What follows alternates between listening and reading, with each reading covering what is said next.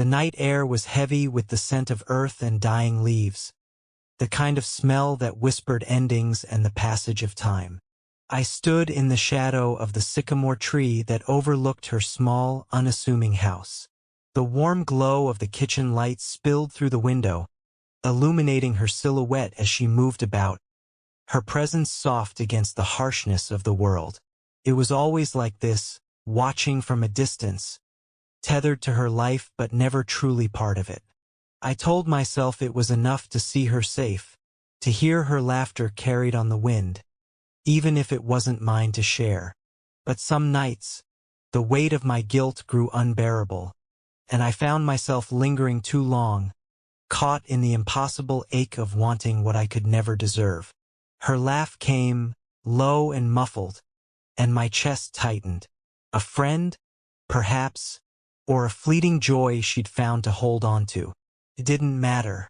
She was alive. She was happy. That should have been enough. But it wasn't. I shifted against the rough bark of the tree, the old instincts warning me I'd stayed too long. It wasn't safe, not for her and certainly not for me. I turned to leave, but her voice stopped me. Adrian. Her voice pierced the stillness, fragile yet certain, like the first hint of dawn.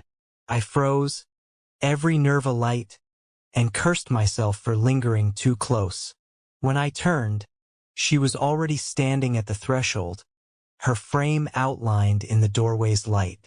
The look in her eyes was familiar, curiosity tinged with something deeper, something that sent a sharp pang through me. What are you doing out here? She asked, a smile tugging at her lips. She thought it was a coincidence that I'd simply wandered by. I forced a smile, though it felt brittle. Couldn't sleep, I said. Thought a walk might clear my head. Her gaze softened, and she stepped closer, close enough that I could see the faint lines of worry etched into her brow. You should have knocked. You know you're always welcome. I didn't deserve her kindness, her trust. But I nodded, the lie easy on my tongue. Next time. She lingered, as if searching for something in my face. But then she smiled again, bright and unguarded, like she always had when we were children. Good night, Adrian. As she closed the door, I let out a breath I hadn't realized I'd been holding. My heart was a war drum in my chest, a violent reminder of everything I could never have. And as the light in her house flickered off, the shadows of the past came rushing in. I could still hear the screams. Her father's voice, hoarse and desperate. Her mother's last words, a plea for mercy that went unanswered. The silence that followed was worse than any sound. And in the stillness of that long-ago night, I had stood frozen in my cowardice, a trembling boy too weak to save them. The wind carried whispers through the trees, rustling the brittle leaves in a language only the dead could understand. I lingered under the sycamore, staring at the darkened windows of her home, a quiet sentinel guarding against a threat she didn't know existed. It always came back to this, waiting, watching, remembering. Her face, as a child, was a vivid ghost in my mind. I still saw the way she had looked that night. Soft dark curls tangled in her sleep, her small hands clutching a worn stuffed rabbit. She had been so still, so unaware, as the nightmare unfolded in the rooms below her. I had been no older than she was then, just a frightened boy, running from men with iron stakes and flames. The hunters had cornered me in the woods, forcing me to flee until I stumbled upon her parents' farmhouse. They could have turned me away. They should have. Instead, they took me in, their kindness a brief reprieve from the cold, endless hunger that consumed me. Her father pressed a hand to my shoulder, his voice steady as he told me to hide. Her mother offered me a blanket, as if I were not a creature of the night, but just another lost child. But their compassion had cost them everything. The hunters came, smelling blood and fear, their footsteps thunderous against the wooden floor. I should have run, I could have drawn them away. But I stayed, paralyzed by their shouts, my instincts screaming for survival over sacrifice. They died for their mercy, and I was too much of a coward to save them. The guilt clawed at me every night since, a festering wound that time refused to heal. And so I stayed in her life, not as the friend I once was, but as a shadow, bound by a debt that could never be repaid. She didn't know, of course. She only saw the boy who once played hide and seek with her in the fields, who told her stories by the fire. But I had changed in ways she could never imagine, and the truth would shatter what fragile connection remained between us. I had watched her grow, first as the little girl who laughed despite the weight of grief no child should bear, and then as the young woman who carried that same resilience in her quiet strength. Through every foster home, every tear-streaked goodbye, I had been there, a shadow she could never fully place. She never questioned how I always found her, though I caught the curiosity in her eyes when she asked, and I deflected with a joke or a new game to distract her. She didn't know what I couldn't know. To her, I was just Adrian, the boy who showed up when the world felt too big and too lonely. At first, that was enough for me, to be the one who could make her laugh, even when her heart was heavy. But as the years passed, something shifted. Her laughter became softer, her smiles lingered longer, and the way she looked at me began to change. I saw it in the way her eyes would linger on mine, searching for something I couldn't give her.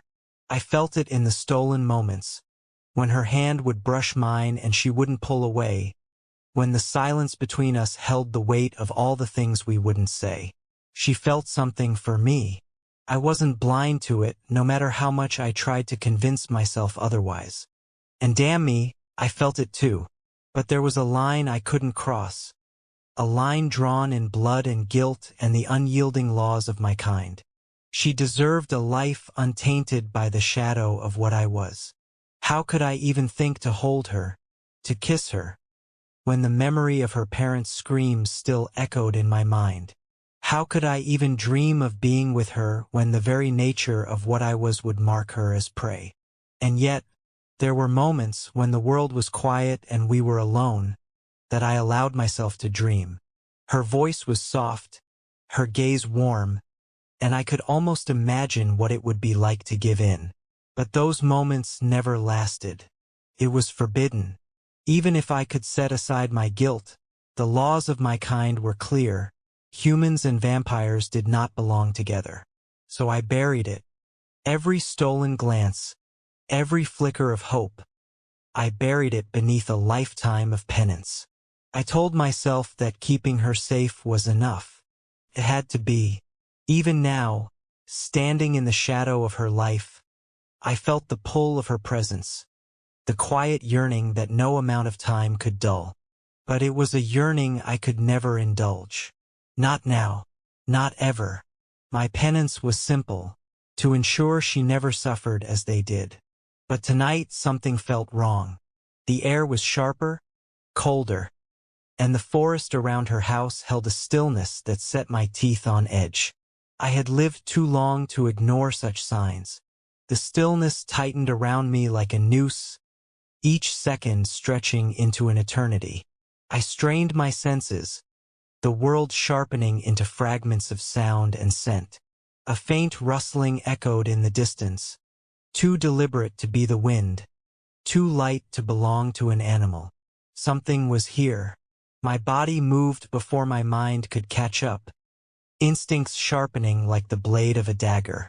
In a breath, I was at her window. The glass was cool under my fingertips as I peered inside, my eyes adjusting to the dim glow of a bedside lamp. She was there, curled beneath her blanket, her chest rising and falling in the steady rhythm of sleep. For a moment, the sight eased the tension coiled within me. She was safe, untouched by the darkness that seemed to close in on every side. But then I caught it, a scent carried on the wind, faint but unmistakable. Smoke. Not the acrid bite of fire, but the subtle, burning sharpness of silver. My blood froze in my veins. Hunters. They were close. Too close. My mind raced, weighing options and risks. Confrontation was inevitable, but it would draw attention. And if they saw her, if they so much as suspected what she meant to me, she would be their target. I couldn't let that happen. Shadows stirred at the tree line. Just beyond the edge of her yard, I caught a flicker of movement. Figures clad in dark coats. Their steps too deliberate to be random. They weren't searching aimlessly. They knew where to look. And they were coming for her. A cold fury ignited within me, drowning out the guilt and hesitation that had held me captive for years. This wasn't about penance or redemption anymore. This was survival, hers above all. I stepped back from the window, letting the darkness swallow me as I moved. The forest blurred around me as I cut through it, silent as a shadow. My mind was a singular focus: eliminate the threat before it reached her. The hunters were methodical, their movements coordinated as they circled her house. I counted 3, though there could be more hidden in the treeline. They carried weapons crafted to kill my kind: silver-edged blades, crossbows, and stakes strapped to their backs. The old me, the frightened boy I once was, might have hesitated. But centuries of existence had taught me otherwise. Survival was cruel, swift, and merciless. I waited until the closest one stepped away from the others, his attention fixed on her window. His hand rested on the hilt of a dagger, its silver edge glinting faintly under the moonlight. He didn't see me until it was too late. I moved faster than his mind could register, the weight of centuries behind my strike. My hand clamped over his mouth, muffling his startled gasp as I dragged him into the shadows. The snap of his neck was clean, almost too easy. The other 2 turned at the sound, their weapons already drawn. One fired a bolt in my direction, the silver tip grazing my shoulder as I moved. Pain flared briefly, but it only sharpened my resolve. I leapt forward, the night bending to my will as I closed the distance. The second hunter fell next, his throat crushed under my grip before he could raise his blade. The third proved more agile, his strikes precise and measured. He lunged, the dagger slicing through the air between us, and I felt the sting of its edge as it cut across my arm. But he was mortal, fragile, breakable, and his strength faltered against mine. With a final, brutal twist, he crumpled to the ground, his lifeblood staining the earth beneath us. Silence returned to the forest, broken only by the distant rustle of leaves. I stood amidst the wreckage, the metallic tang of blood heavy in the air. It wasn't my first kill, nor would it be my last, but the weight of it settled heavily on my shoulders. I turned back toward her house, my gaze drawn once more to the window where she slept, oblivious to the danger that had come for her. The fight wasn't over. The hunters weren't fools, they rarely worked alone. If these 3 had found her, more would follow. I had to get her out of here. For the first time in years, I would have to break the fragile distance I'd kept between us. The thought was a knife twisting in my chest, equal parts dread and inevitability. Because tonight, I could no longer just be her shadow. Tonight, she would have to see me for what I truly was. The night always felt heavier in this town. I stood at my bedroom window, watching as the trees swayed in the wind, their branches scraping against each other in restless whispers. It was a familiar sight, one that should have comforted me. But tonight, the silence pressed against my skin, thick and unyielding as if the darkness itself were alive. I pulled my sweater tighter around me and turned away, letting the curtain fall back into place. The house was quiet, too quiet, but I'd grown used to that. Quiet had been the soundtrack of my life for as long as I could remember. Some nights, though, it was suffocating. I sank onto the edge of my bed, the floorboards creaking beneath me. My fingers traced the frayed edges of the old blanket draped over my knees, a relic from one of the many foster homes I'd passed through. They all blurred together now, a string of temporary shelters where nothing truly belonged to me. Except Adrian. I smiled faintly at the thought of him, though it was tinged with the same bittersweet ache that always accompanied his name. He had been the one constant in my life, the boy who somehow always found me no matter where I ended up. Even when I asked how he did it, he never gave me a straight answer, always deflecting with that crooked smile of his. It should have bothered me more how little I truly knew about him. But Adrian was Adrian, mysterious, infuriating, and yet so impossibly familiar. I sighed and leaned back, staring at the ceiling as memories flickered through my mind. The way his hand brushed against mine when we walked, the way his gaze lingered just a second too long, as if he wanted to say something but couldn't. I wasn't imagining it. I knew I wasn't. There were moments when the air between us felt charged, heavy with something unspoken. But just when I thought he might finally cross that invisible line, he'd pull away, leaving me with nothing but the echo of his absence. It frustrated me to no end, but I couldn't blame him. Not entirely. There was a weight in his eyes sometimes, a sadness he never let me see too closely. Whatever it was that kept him at arm's length, I could only hope that one day he'd trust me enough to let me in.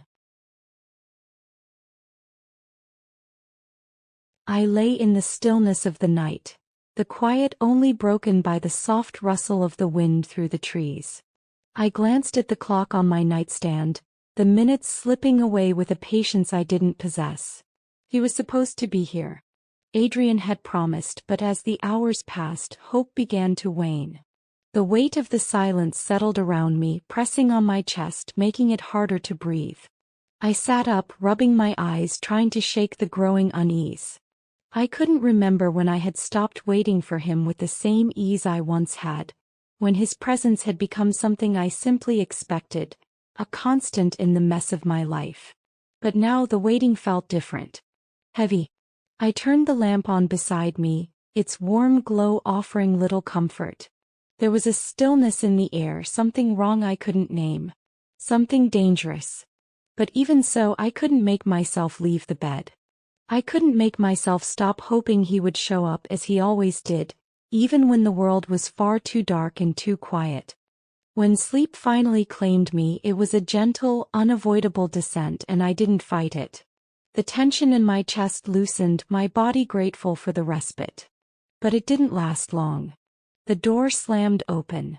The sound was violent, unexpected, and my heart lurched in my chest as I bolted upright, my pulse racing. The figure in the doorway was a blur, too fast to make sense of at first. Then as my eyes adjusted, I saw him. Disheveled. Breathless. His clothes torn, his face drawn with an unfamiliar, frantic energy. The instant our eyes met, the calm I had been clinging to shattered. Adrian? My voice cracked, panic swelling in my chest as my body responded to the fear in his expression. It was something I had never seen before, and the sight of him like that. It triggered something inside of me. The weight of years, of memories I couldn't escape, surged to the surface, pulling me under. I gasped for air, the walls of the room seeming to close in around me, too small, too suffocating. The panic was so sudden, so overwhelming. My heart beat in my throat, my hands trembling uncontrollably. Adrian's eyes widened, and before I could speak again, he was by my side, his hands gentle but firm, pulling me toward him. He didn't say anything, his face full of a quiet urgency as he held me, his warmth steadying me in the chaos of my mind. I pressed my face into his chest, trying to make sense of the storm inside me, but it felt like nothing could calm it. He whispered to me soft, steady words that didn't quite make sense, but somehow they reached me through the fog of panic. Breathe. You're safe. He murmured, his voice low like a lullaby, though it trembled with something else, something I couldn't place. The feeling of his arms around me, the reassurance in his touch, slowly began to ease the storm inside my chest. My hands, trembling, clung to the fabric of his shirt, not letting go. I didn't want to let go. And when I finally began to drift back into sleep, exhausted from the surge of emotions, Adrian didn't move. He simply shifted, settling beside me, his arm around me, his warmth a comfort I hadn't realized I needed until it was there. His heart beat against mine in a slow, steady rhythm. I let myself listen to it as I drifted into the dark, peaceful oblivion of sleep, my tiny hands wrapped around him, pulling him closer. He didn't stop me. He didn't move away. He just stayed, even as his mind was likely running in 1,000 different directions. The morning came too quickly, its light seeping through the edges of the curtains. The stillness of the night felt like a distant memory. Adrian was gone when I woke, his side of the bed cold. I sat up, confused, my heart sinking. Where had he gone? I walked through the house in a haze, the worry that had begun to stir in me growing more insistent by the second. But when I saw the empty space where he had been, the tightness in my chest only worsened. I pulled on a jacket, heading toward the front door, but before I could reach it, I heard the unmistakable sound of footsteps. Adrian, I thought, relief flooding my veins. But when I turned, it wasn't him. Chapter 2. The door to the outside swung open, the cold air rushing in. I froze, my pulse quickening as I stared out into the empty yard. The trees swayed gently in the wind, their branches whispering against one another. For a moment I thought it was nothing. Just the wind, I told myself, but the unease in my chest refused to fade. Before I could take another step, a shadow moved in my peripheral vision, quick, deliberate. My breath hitched and I turned sharply, but it was too late. A hand clamped over my mouth and nose, something rough pressing against my skin. The sharp, bitter scent of chemicals filled my lungs as I struggled, my heart pounding. Panic surged as I kicked and clawed at the figure behind me, but they were too strong. I tried to scream, but the sound was muffled against the handkerchief. My vision blurred, dark spots forming as my strength ebbed away. My limbs felt heavy, useless, and the world around me tilted.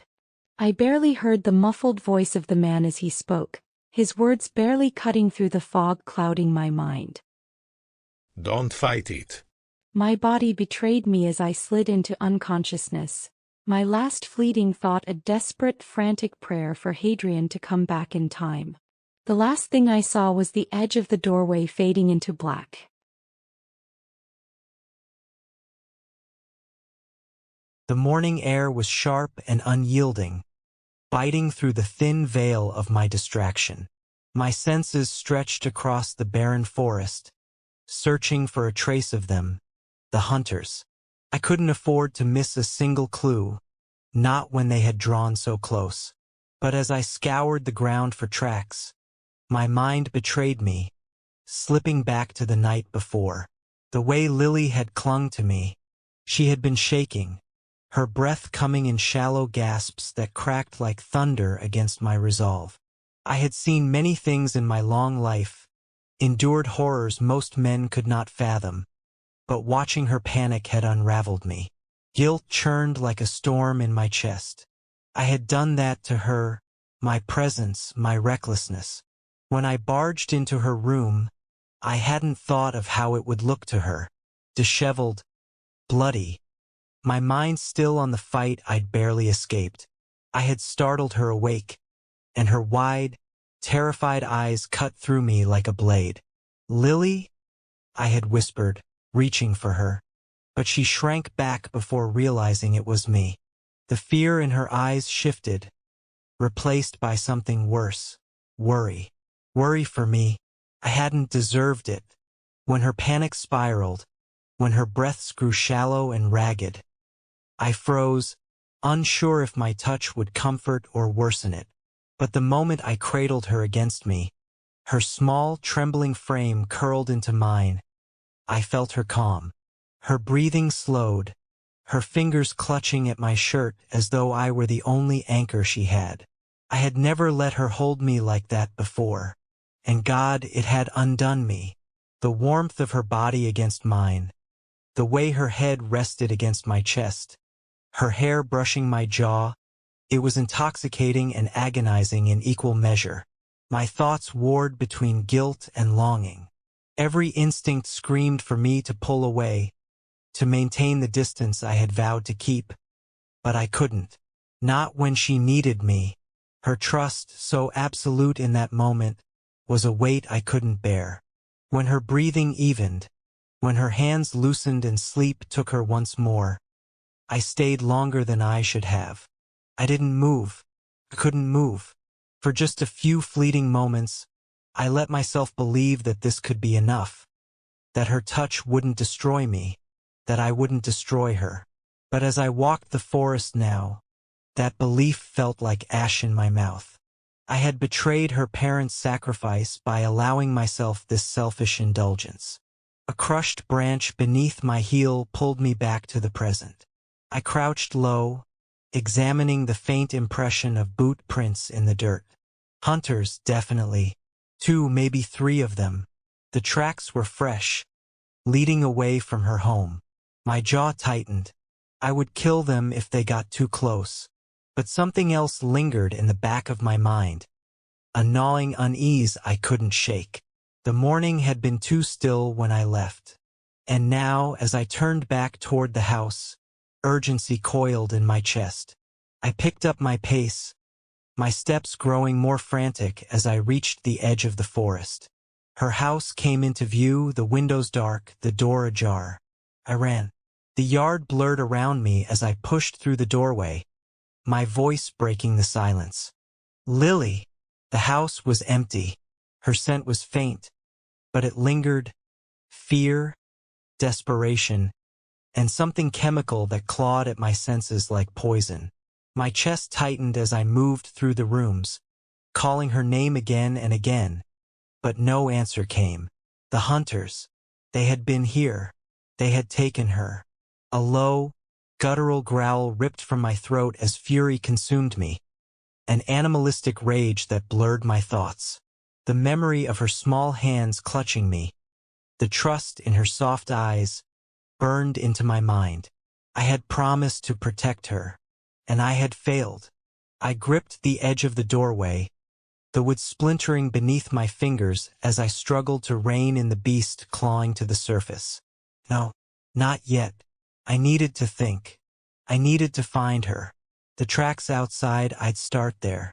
But as I stepped onto the porch, a darker thought took hold. I would bring her back, no matter the cost. And when I found them, when I faced the ones who dared to touch her, I wouldn't hold back. This time, the monster in me would not be denied.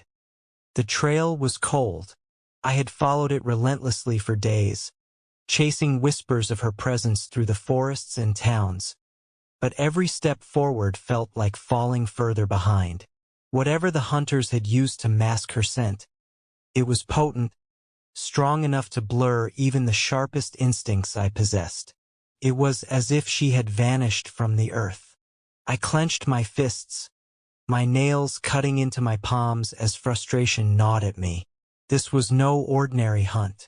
The hunters had grown stronger since my youth, more cunning. Their tactics now were precise, merciless. I could feel their intent in every false lead they left behind, every calculated move designed to taunt me.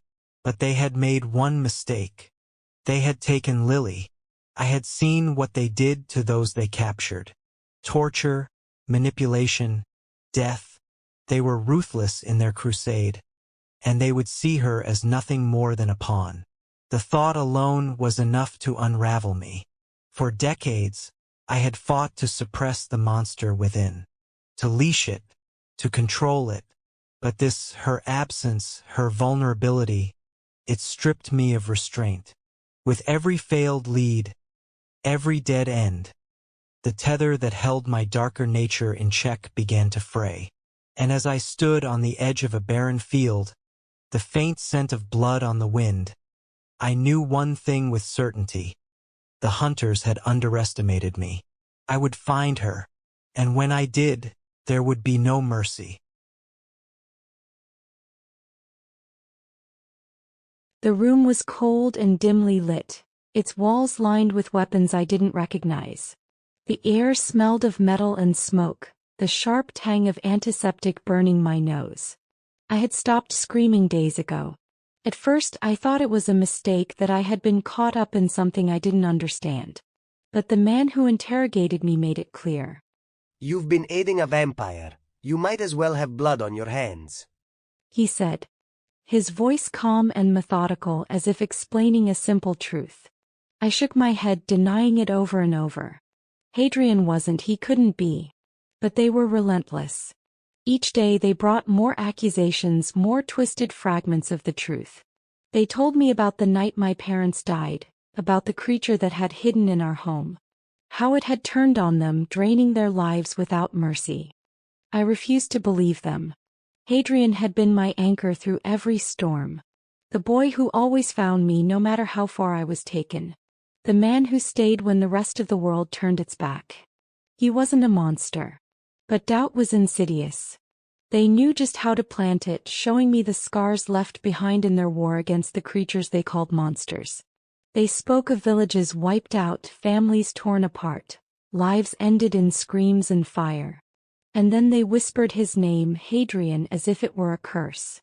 "You don't know him, not the way we do.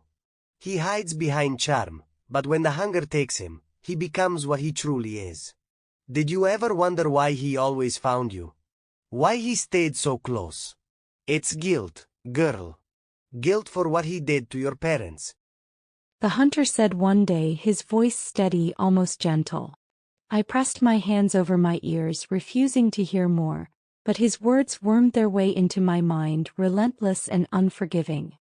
"He drank them dry, left their bodies cold and lifeless.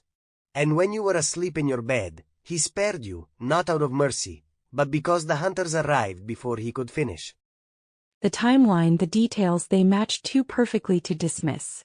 And yet, every memory I had of Adrian fought against the image they painted. The boy who laughed with me in sunlit fields, who appeared without fail to comfort me in my darkest hours. How could that be the same creature they described? But the seed of doubt had been planted, and it grew in the silence of my captivity. The trail led me to an abandoned warehouse on the outskirts of a crumbling industrial district. The scent of blood clung to the air, faint but unmistakable. My heart raced with equal parts hope and dread. I had found nothing for weeks. No clues, no whispers of her whereabouts. Now, standing at the threshold of the hunter's lair, I knew the moment of reckoning was near. But as I stepped inside, the stench of death hit me like a physical blow. The ground was smeared with dried blood, the walls bearing the scars of recent battles. My instincts screamed of danger, but all I could focus on was the faintest trace of her scent lingering in the air. Lily. I moved through the shadows, my senses on high alert. The hunters had grown bolder, more sophisticated in their methods, and whatever they were planning here, it was unlike anything I had faced before. And then I saw her. She was bound to a chair in the center of the room, her head bowed, her hair falling in tangled waves around her face. Her wrists were raw from the bindings, her clothes torn and stained with blood. My breath caught in my throat at the sight of her injuries. Small cuts along her arms, deliberate and cruel. "Lily?" I whispered, my voice breaking. Her head lifted, her eyes locking onto mine. But instead of relief, I saw something that stopped me cold. Fear. The sound of footsteps echoed behind me, and I turned to face the hunter who emerged from the shadows. He smiled, cruel and victorious, as if he had been waiting for this moment. "You're too late, vampire," he said, his voice laced with mockery. The scent of fresh blood filled the air, and I felt the shift within me, the tightening of muscles, the sharp ache in my teeth, the raw hunger clawing its way to the surface. "No!" I growled, fighting to hold it back. But then the hunter leaned down, his blade gleaming in the dim light as he dragged it deeper across Lily's arm.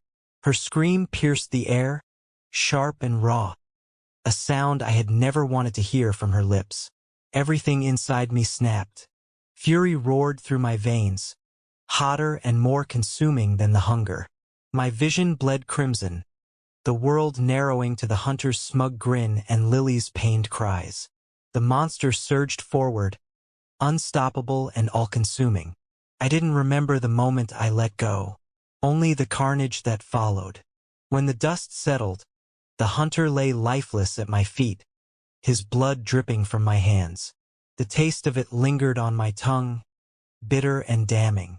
And then I turned to Lily, her face pale and stricken with terror.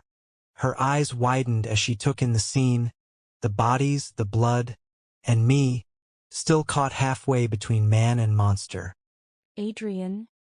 She whispered, her voice trembling. But instead of the relief I had hoped for, there was no recognition in her gaze, only fear, only horror. Lily, it's not.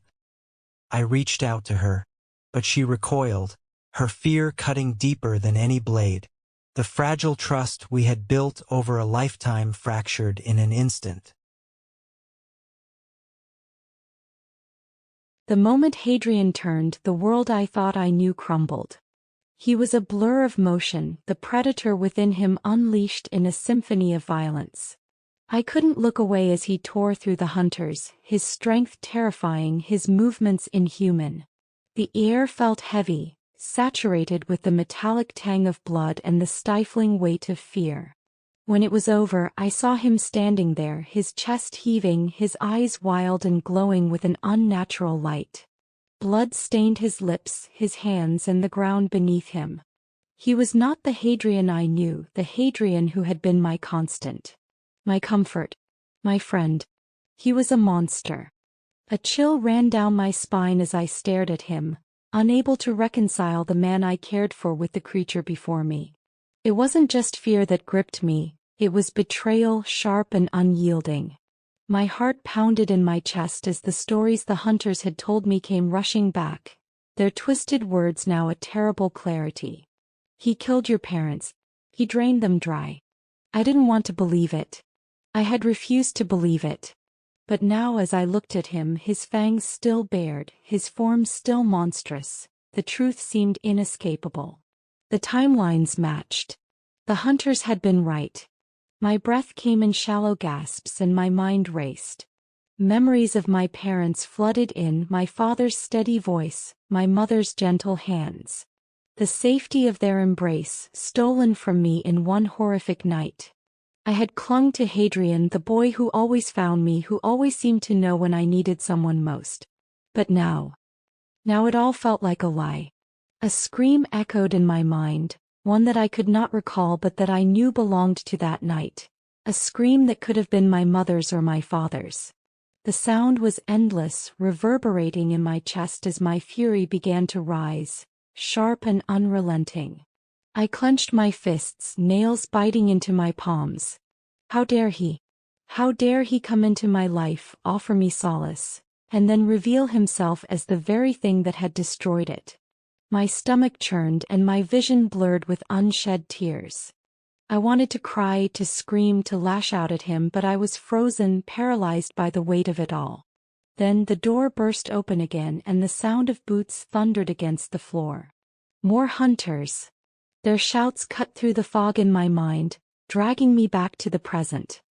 Adrian turned toward them, his body tense, his eyes still glowing. But this time they were ready. Chains glittered in their hands, silver, I realized with a sick twist of my stomach. Adrian roared as they closed in, his voice more beast than man, but the hunters were relentless. They surged forward, and though Adrian fought, they overwhelmed him with sheer numbers, forcing him to his knees. I stood there, frozen as they bound him in those chains, the sharp scent of burning flesh filling the air as they pressed against his skin. He howled in pain and something in me flinched at the sound. But I didn't move. I couldn't move. Because while they captured Adrian, I was trapped in the prison of my own thoughts. My parents' faces filled my mind, their laughter, their love, and their screams I hadn't heard but could still feel in my bones.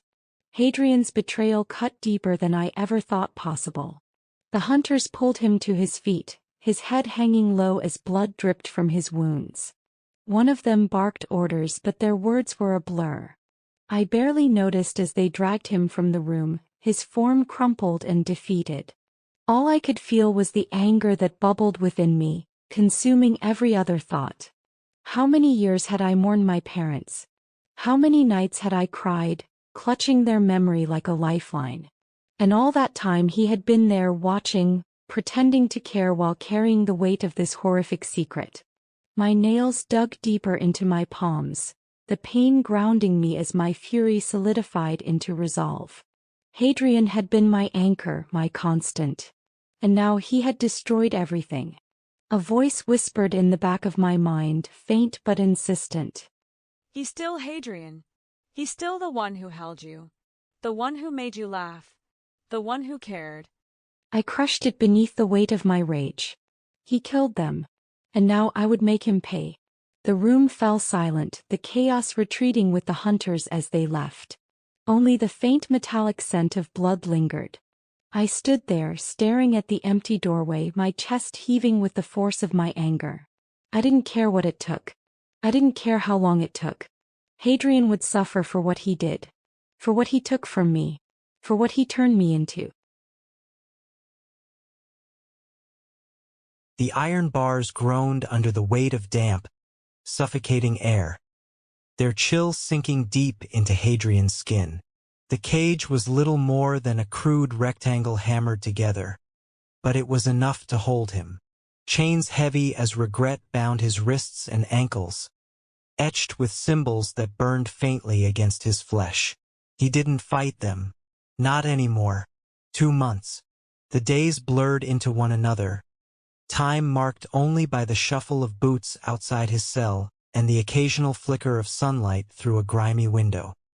He sat motionless in the corner, back pressed against the cold stone wall, head bowed. He let them take their victory, these hunters who strutted like kings in the corridors, relishing their triumph. He deserved it. Every lash, every jagged wound carved into his skin. They were nothing compared to what he'd done. Her face haunted him. It was seared into his mind with a clarity that no torment could erase. The horror, the betrayal, the way her wide eyes had shimmered with fear and something worse. Revulsion. He'd known that look would come one day, but not like this. Not from her. Never from her. He didn't resist when they took him. That night, when the hunters swarmed him like wolves, he could have fought, should have fought. But the moment he saw her standing there, frozen amidst the chaos, the fight drained from him. All he could see was her face, her hatred, her rage. He told himself it was inevitable, that his sins would come to light, but the reality had gutted him. When she looked at him like that, it wasn't just a wound. It was a death sentence. The hunters had been cruel in their triumph, but Adrian welcomed it. Each strike, each cruel taunt was a penance. For her parents. For her. For every life that had crumbled in his wake. And yet, no amount of pain could quiet the torment in his mind. He spent hours, days, replaying that night, searching for answers in the shattered pieces. The taste of her blood in the air, the sharp metallic tang mingling with the hunter's jeers. The moment he'd lost control, when fury and instinct had consumed him, turning him into the very monster he'd sworn to suppress. Her scream when he tore into them. Her scream, his hands clenched, the chains rattling softly. He couldn't escape her voice, that raw sound echoing in the pit of his memory. And now, was she even alive? That question clawed at him more fiercely than any blade or brand. He hadn't seen her since. He'd thought the hunters would let her go once they had him, their prize, but he had no way of knowing. They could have killed her. Or worse, every morning when they came, he asked about her. His voice was raw now, hoarse from weeks of pleading and threats, but still he tried. "Let her go," he would growl, the words scraping against his dry throat. She has nothing to do with this. Whatever you think she did, it's my fault. Take it out on me, not her. They never answered. Sometimes they laughed, low and mocking. Other times they ignored him altogether, their heavy boots clanging as they left him in silence. But he'd keep asking. He had to. The thought of her out there, hurt or frightened because of him, was unbearable. The hunters were stronger now, more organized. He'd seen that the moment they cornered him, their weapons, their precision. They weren't the haphazard band of zealots he remembered as a boy. No, they had evolved, and whatever they were using to mask her scent and track him so effectively was unlike anything he'd encountered before. This was his penance, he reminded himself. To endure it, to suffer for what he'd done. But his thoughts always returned to Lily. He remembered the panic in her voice that night, the way her small hands had clung to him as she fell asleep, trusting him even when he didn't deserve it. And then the fear in her eyes when she saw him for what he truly was. She had trusted him, believed in him, and he had betrayed that trust in the most monstrous way imaginable. Now he waited for news of her, though the waiting felt like a knife twisting in his chest. If the hunters had spared her, she'd be back in her home by now, wouldn't she? But if they hadn't. The thought made his hands tremble. He couldn't let himself think that. He couldn't. When the door creaked open one morning, his head lifted slowly. The light spilling into the room stung his eyes, but he barely noticed. His focus was singular, his voice low and ragged as he asked again. "Where is she? Did you kill her? Let her go. You bastards. She doesn't deserve this." His words were met with silence, but this time, there was a shift in the air. He felt it before he saw her. The figure that stepped into the room was not one of the hunters. It was her. Lily. Adrian froze, his breath catching in his throat. The chains around his wrists felt heavier as he watched her step closer. But this was not the Lily he remembered. Her presence was sharper now, colder, as if the fragile girl he'd once known had been stripped away, leaving only steel in her place. Her eyes met his, but there was no warmth in them, no recognition of the bond they once shared. And Adrian, for the first time in 2 months, felt something stir in his hollow chest. A flicker of hope, snuffed out almost immediately by the weight of her gaze. She wasn't the Lily he had known. She was something else entirely.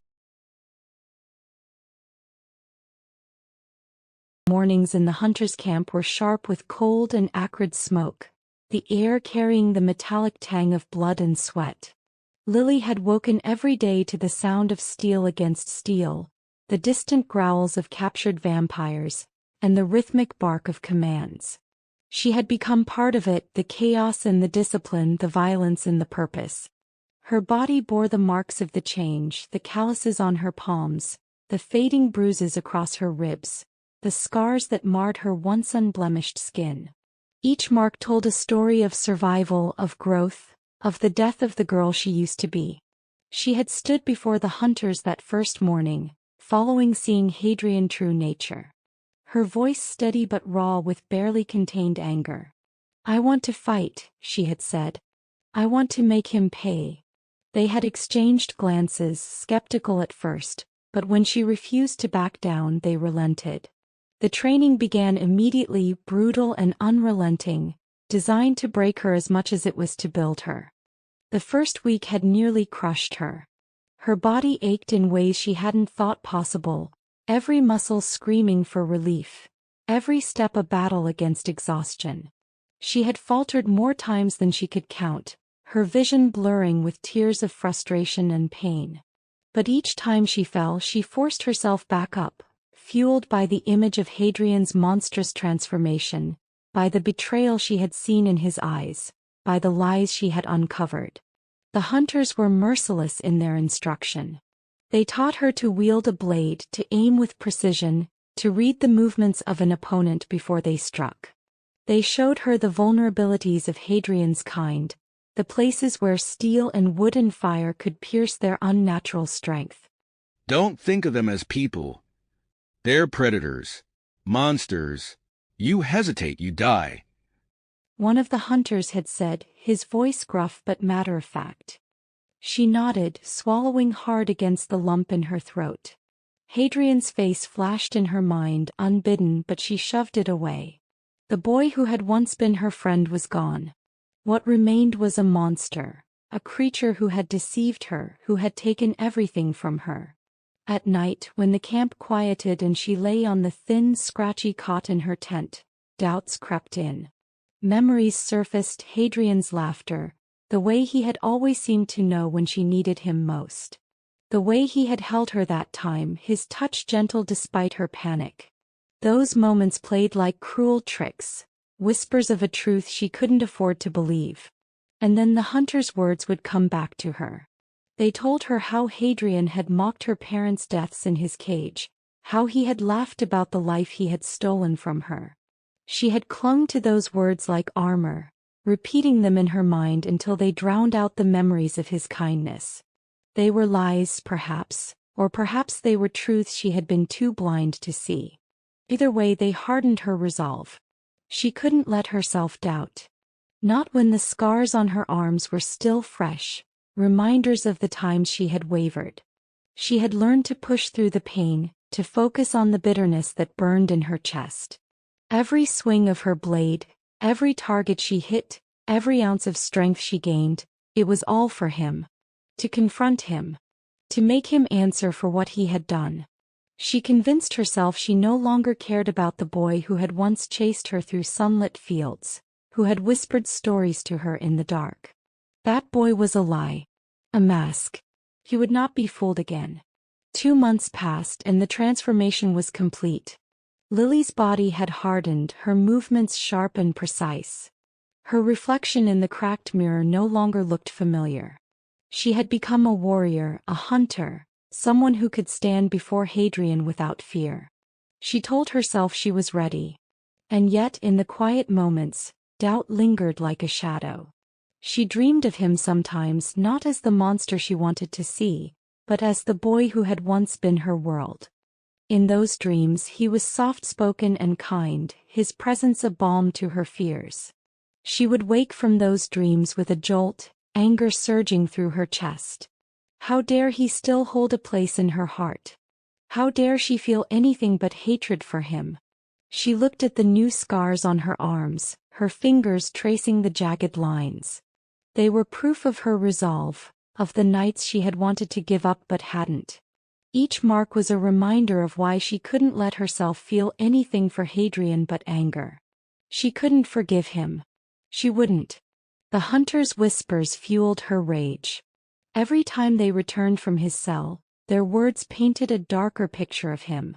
He's asking for you. He wants to see you, to gloat. Says he wishes you could have seen your parents' faces before he killed them. They would say, their tones dripping with mockery. She had clenched her fists at that, her nails biting into her palms. She believed them because she had to, because the alternative, that Hadrian might still care for her, that he might be innocent of the hunter's accusations, was too much to bear. Now, as she stood before the heavy door that led to his cell, her heart pounded in her chest. She told herself it was anger, that it was hatred driving her forward. She wouldn't allow herself to consider otherwise. She was stronger now, no longer the fragile girl who had clung to him for comfort. She would face him as the woman she had become, a hunter, his enemy. She pushed the door open, stepping into the dim light of the room. The air was thick with the scent of iron and decay. Her gaze landed on him and for a moment she froze. Hadrian was slumped against the bars of his cage, his form battered and bloodied, his eyes sunken with exhaustion. But when they lifted to meet hers, something in them flickered, a spark of recognition, of hope. She steeled herself, her hands curling into fists at her sides. She wouldn't falter. Not now. The air shifted the moment she stepped into the room. Even before I looked up, I felt her, an unmistakable presence, one I had ached for in ways I couldn't describe. But as my eyes found her, the breath caught in my chest. The girl I had sworn to protect, the girl I had held through countless nightmares, no longer stood before me. Lily had become someone else. Her posture was rigid, her chin tilted with a confidence I didn't recognize. The light in her eyes had dimmed, replaced by something colder, something sharper. And then there were the scars. My gaze caught on the fresh, pale lines running up her arms, marks of battles fought, battles endured. They screamed a truth I didn't want to face. She had suffered while I was rotting here, useless and helpless. My chest tightened painfully as guilt coiled around my ribs. Every lash against my back, every burn and every wound the hunters had inflicted, none of it compared to this moment. Seeing her like this broke something in me that no physical torture ever could. She didn't speak.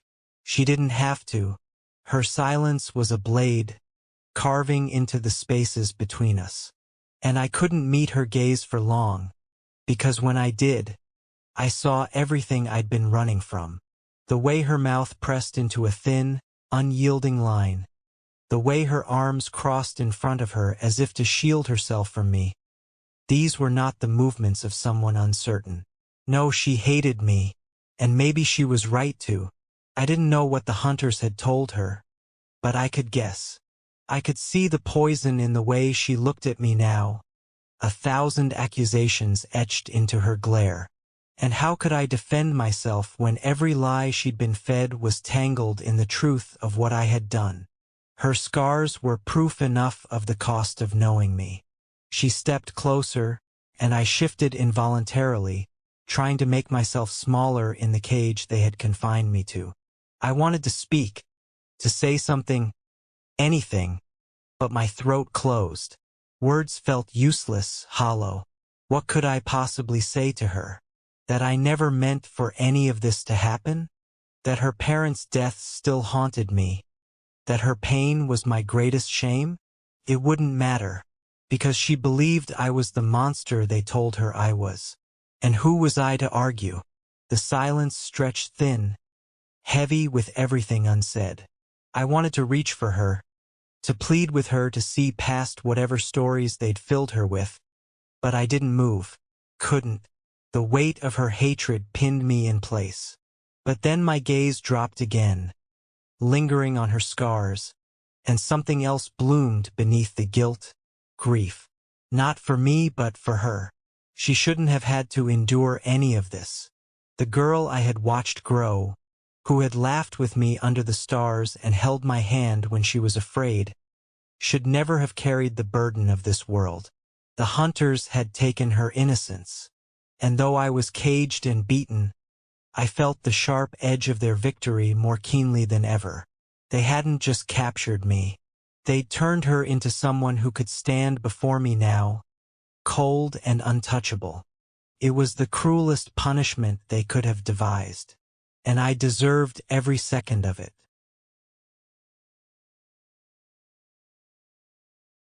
The room was colder than I expected. I had braced myself for this moment, for the sight of him, Adrian, the monster, the one who had fooled me, who had stolen everything good from my life. And yet, standing here now, looking at him slumped in that cage, I didn't feel the satisfaction I thought I would. He looked smaller somehow. Not physically, no, he still towered over most men, even in chains. But there was no power in the way he sat, no defiance in his posture. His shoulders sagged, his head hung low, and his face, gaunt and hollow, barely lifted when I entered. I told myself this was what I wanted, to see him broken, and yet my chest ached. I forced myself to take a step closer, the scuff of my boots against the concrete louder than it should have been. He flinched at the sound, and the sharpness of his reaction sent an unbidden pang through me. I clamped down on it hard. I couldn't feel pity for him. I wouldn't. Not after what he'd done. Still, my eyes betrayed me. They roamed over him, taking in the bruises that blossomed across his face, the cuts that lined his arms and hands. His clothes, tattered and stained, hung loosely from his frame. And then there were his wrists, bound in silver shackles that left angry, blistered marks against his skin. I should have felt triumphant seeing him like this. Instead I felt nothing. Oh, not nothing. Something. Something too slippery to name, too dangerous to acknowledge. My fingers curled into fists as I tore my gaze away, forcing myself to look anywhere but at him. My arms brushed against the fresh scars on my own skin, and the sting grounded me, reminded me of why I was here. These scars were my proof, my resolve. For 2 months I had trained, fought, bled. I had been weak before, a girl caught between shadows she couldn't understand. But now I was something else, stronger, sharper. The hunters had given me purpose, a way to channel the rage that burned in me every time I thought of my parents. And yet standing here, all that rage felt distant, dull. What I felt instead was confusion. Because this wasn't the Adrian I had imagined. The monster I had built in my mind wasn't hunched over, quiet and defeated. He wasn't asking for me, wasn't pleading for my forgiveness or mocking my pain, like the hunters had said he would. This Adrian didn't look like a monster at all. He looked like a man carrying too much weight, like someone who had lost something precious. Well, I couldn't think like that. The hunters were right. Adrian was a liar, a murderer. He had tricked me, had pretended to care for me while hiding the truth about what he really was. About what he'd done to my family. That face, the one I had once trusted, once leaned on in my weakest moments, it wasn't real. None of it was. But the cracks in my resolve spread anyway. I clenched my jaw, forcing myself to stay cold, distant. I would not let myself fall into the same trap again. I wouldn't let his face, his eyes, trick me into thinking there was anything human left in him. My arms felt heavier than they should have as I crossed them over my chest.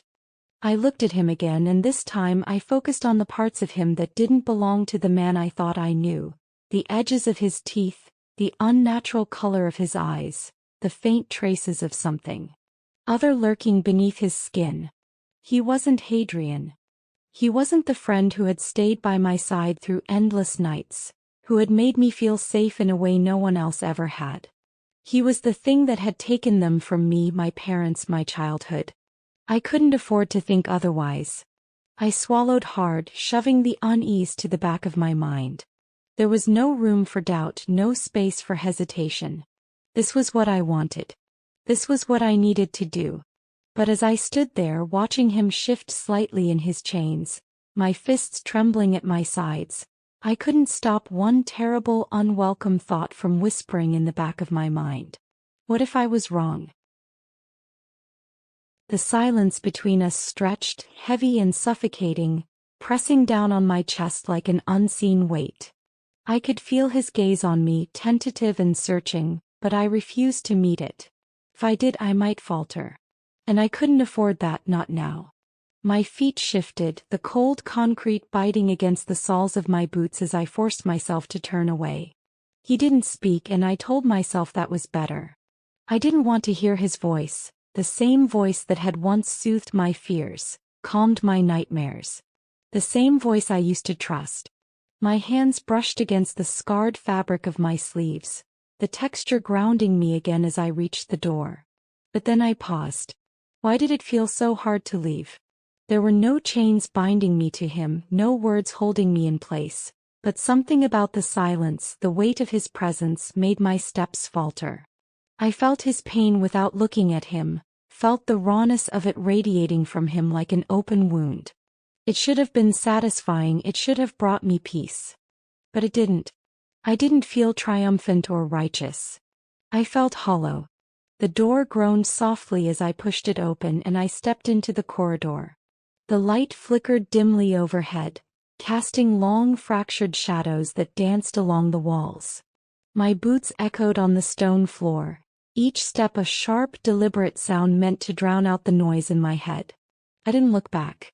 Not even when I thought I heard the faintest sound behind me, a breath, A shift, something that could have been my name whispered in the dark. My heart twisted violently in my chest, but I forced myself to keep walking. The door clicked shut behind me, and the finality of the sound sent a chill down my spine. I leaned against the cold stone wall just outside his cell, my hands trembling as I pressed them to my temples. I didn't cry. I wouldn't cry. Instead, I stood there, trapped in the silence of my own mind, trying to convince myself I had done the right thing. That this was what justice felt like. But all I felt was that hollow ache again, one that seemed to stretch endlessly, pulling at the edges of my carefully constructed walls. I squeezed my eyes shut, blocking out the faint echoes of his presence, his pain.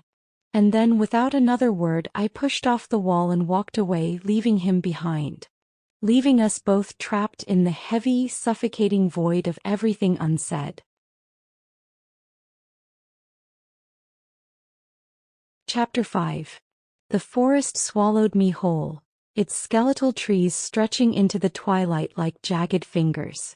A cold wind whispered through the branches, carrying with it the promise of death. My hands were steady as I adjusted the trap, the metallic snare glinting faintly under the waning light. They had sent me here to prove myself. To prove that I was no longer the fragile girl who had stumbled into their camp 2 months ago, trembling and broken. I was different now, or at least that's what I told myself. I crouched low, listening to the sounds around me. The crunch of leaves. The distant hoot of an owl. My breath shallow and controlled. This was what I'd trained for. To be a hunter. To rid the world of the monsters that had stolen everything from me. But there was no satisfaction in the hunt, only a cold, gnawing emptiness that I couldn't shake. The trap snapped shut with a sharp clang, the sound tearing through the stillness of the night. My heart raced, adrenaline surging as I stepped forward, my blade ready in my hand. There, tangled in the steel jaws, was the vampire. It wasn't what I expected. This wasn't a creature of nightmares, all teeth and shadow. It was young, barely older than me. Its face was pale, gaunt, framed by dark hair that fell into its wide, terrified eyes. Please. I haven't hurt anyone, please. The voice was hoarse. Weak. The vampire's hands clutched at the trap, blood seeping from the wound where the metal teeth bit into its leg. I froze. This wasn't right. I had prepared for a monster, for something that would snarl and lunge at me with a feral hunger. Not this. Not someone who looked so human. The blade in my hand felt heavier now, the weight of it dragging my arm down.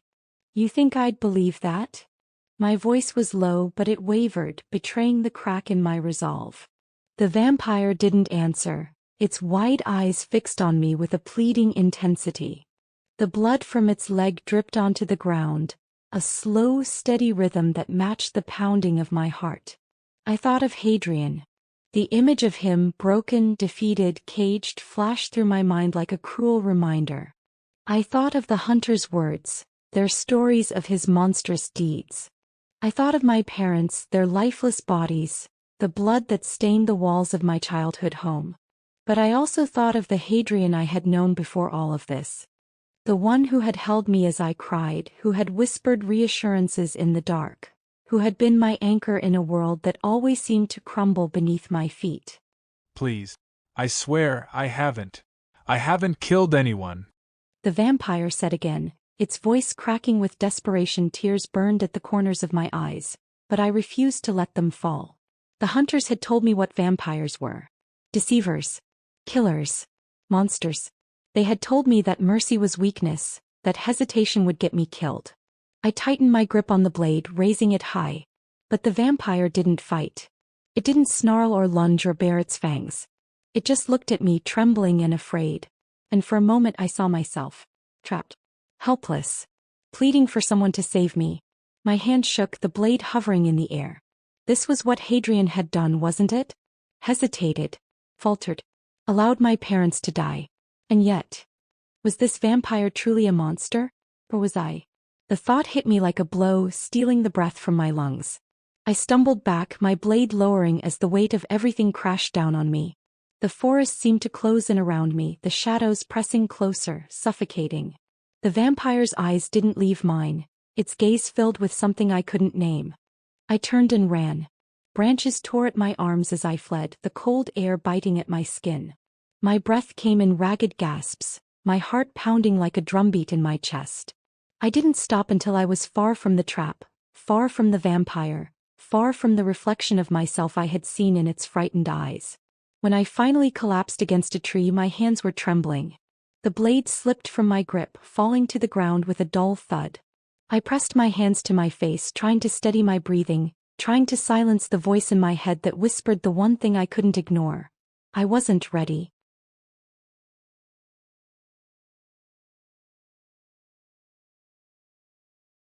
The walls of my cell had become a second skin, pressing against me with an intimacy I despised. Days blended into nights, marked only by the scuff of boots on stone and the faint drip of water in some unseen corner. My body was an aching mass of bruises and cuts, the hunter's work etched into every surface of my being. Lily had been here. The memory burned like a brand. Her cold, detached expression haunted me, a reminder that the fragile trust I'd spent years nurturing was gone. She hadn't spoken a single word, but her silence had screamed louder than anything she could have said. I didn't ask about her anymore. There was no point. She was alive, that much I knew. But the girl I'd sworn to protect, the one I'd spent a lifetime watching over, was gone. In her place stood someone I barely recognized. And it was my fault. It was always my fault. The hunter's footsteps echoed down the corridor, jerking me from my thoughts. I leaned against the rough stone wall, feigning the exhaustion that had become a constant companion. The guards didn't stop, their voices a low murmur that I could barely make out. Still weak, that one. One of them said, his tone laced with disdain. A second voice joined the first, laughing. You mean the girl? She hasn't brought back a single kill. Waste of resources if you ask me. She won't last. Probably tore herself apart out there. The laugh turned cruel. Oh, the vampire did. Either way, one less mouth to feed. The words sliced through me like a blade. My body, broken and battered as it was, responded with a surge of rage that drowned out the ache in my limbs. My vision blurred, a red haze creeping in at the edges as I gripped the chains that bound me. They thought she was dead. The idea of Lily, hurt, alone, or worse, sent a fresh wave of fury coursing through my veins. I could feel the faint stirrings of strength, a shadow of what I once was, rising from the pit where it had been buried. I wouldn't let her face this alone. Not again. Not ever again. I gritted my teeth as I yanked hard against the chains binding me to the wall. The metal bit into my wrists, but I focused on the sound, the groan of weakened links under my relentless strain. A sharp snap reverberated through the cell as one cuff broke loose. I swayed for a moment, catching myself against the wall as the pain from my injuries flared. All that mattered was Lily. The first guard came in to deliver his usual taunts. I moved on instinct, my weakened body driven by something primal, something desperate. My sudden burst of strength caught him off guard. One swift motion. The dull thud of his head hitting the wall echoed in the narrow corridor, and his unconscious form crumpled to the ground before he could raise an alarm. I crouched low, grabbing the keys from his belt and slipping out of the cell. I crept into the corridor, the torchlight flickering against the stone walls. The second guard barely had time to shout before I had him pinned. My hands were slick with blood. His or mine. It didn't matter. The sound of his body hitting the floor was louder than I wanted. But my options were limited. The shout traveled, though, and I heard boots pounding toward me. They're coming. They would kill her. The thought propelled me forward. I moved fast, dragging my body through the maze of passages, ducking into shadows whenever I could. The adrenaline coursing through me dulled the pain in my limbs, but I knew my strength was waning. When the first group of guards rounded a corner, I had no choice. I let the remnants of my vampiric nature take over. The boots of the guards thundered down the hall. My heart raced, each step echoing like a countdown. I pressed my palms against the cold stone wall, my vision blurring as I fought to remain upright. And then I felt it, the shift. The ache in my limbs deepened, twisting into something darker. Hunger clawed at my insides, but it wasn't hunger alone. Rage flared hot and sharp, scorching the guilt that had kept me chained for so long. My breathing quickened, shallow and ragged, as the familiar burn of transformation crawled through my veins. The sharp crack of bone, the lengthening of nails into claws, it all came rushing back, the instincts I'd tried to bury for so long. I clenched my teeth, suppressing a scream as my senses sharpened, the scent of blood and fear cutting through the stale air like a blade. They rounded the corner, and I moved before I could think, a blur of speed and desperation. The fight was brutal and brief. My claws tore through flesh before the men could react, their screams cut short. Each step through the winding corridors brought flashes of her. Lily, standing in the cell doorway, her face a mask of cold detachment. But behind it, I could still see her eyes, wide and filled with something that tore through me every time I thought of it. Betrayal. Her voice haunted me, though she'd said nothing. The silence was her accusation. "You're a monster." The words weren't hers, but they were there, tangled in the glances she'd refused to meet, in the tightening of her jaw when she'd looked at me one last time before walking away. And now they think she's dead. The thought hit like a fist, spurring me forward. My claws sank into flesh, my body moving on its own as guards fell before me, but I hardly noticed. Lily. Always Lily. Would she have mourned me if the roles were reversed? Would she have fought for me the way I was fighting for her now? I was a blur of motion, my desperation to escape outweighing the guilt that I knew would follow. By the time I stood again, the corridor was silent, save for the sound of my ragged breathing. Blood dripped from my hands as I leaned against the wall, my vision swimming. But there was no time to rest. Further down, I passed a cell. Something made me stop, a faint movement within. I stepped closer and saw the figure of a vampire huddled in the shadows, emaciated and weak, much like I had been. The creature's hollow eyes met mine, and I hesitated. The hunter's keys jingled in my hand as I unlocked the cell. The vampire staggered out, staring at me for a long moment before bolting down the corridor without a word. I didn't follow. Instead, I pressed on, my body screaming for rest as I neared the outer edge of the hunter's stronghold. The fresh air was tantalizingly close, and I could feel my limbs giving out with each step. But I couldn't stop. When I finally stumbled into the night, the cool wind hit me like a shock. I stood still for a moment, my mind reeling from the sheer relief of being free. Lily's face surfaced again, a vivid memory that sent a sharp pang through my chest. She was out there somewhere, caught in their lies, twisted against me. And they would come for me again.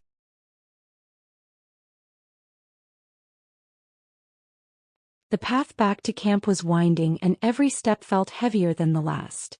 The forest was quiet except for the soft crunch of leaves beneath my boots and the occasional sigh of wind through the trees. The rogue vampire was still out there, alive. Not just one but two. The first had been barely older than me, caught in the trap I'd painstakingly set. This wasn't a creature of nightmares, all teeth and shadow. It was young. Its pale, gaunt face framed by dark hair that fell into wide, terrified eyes. "Please," it had said, its voice hoarse and trembling.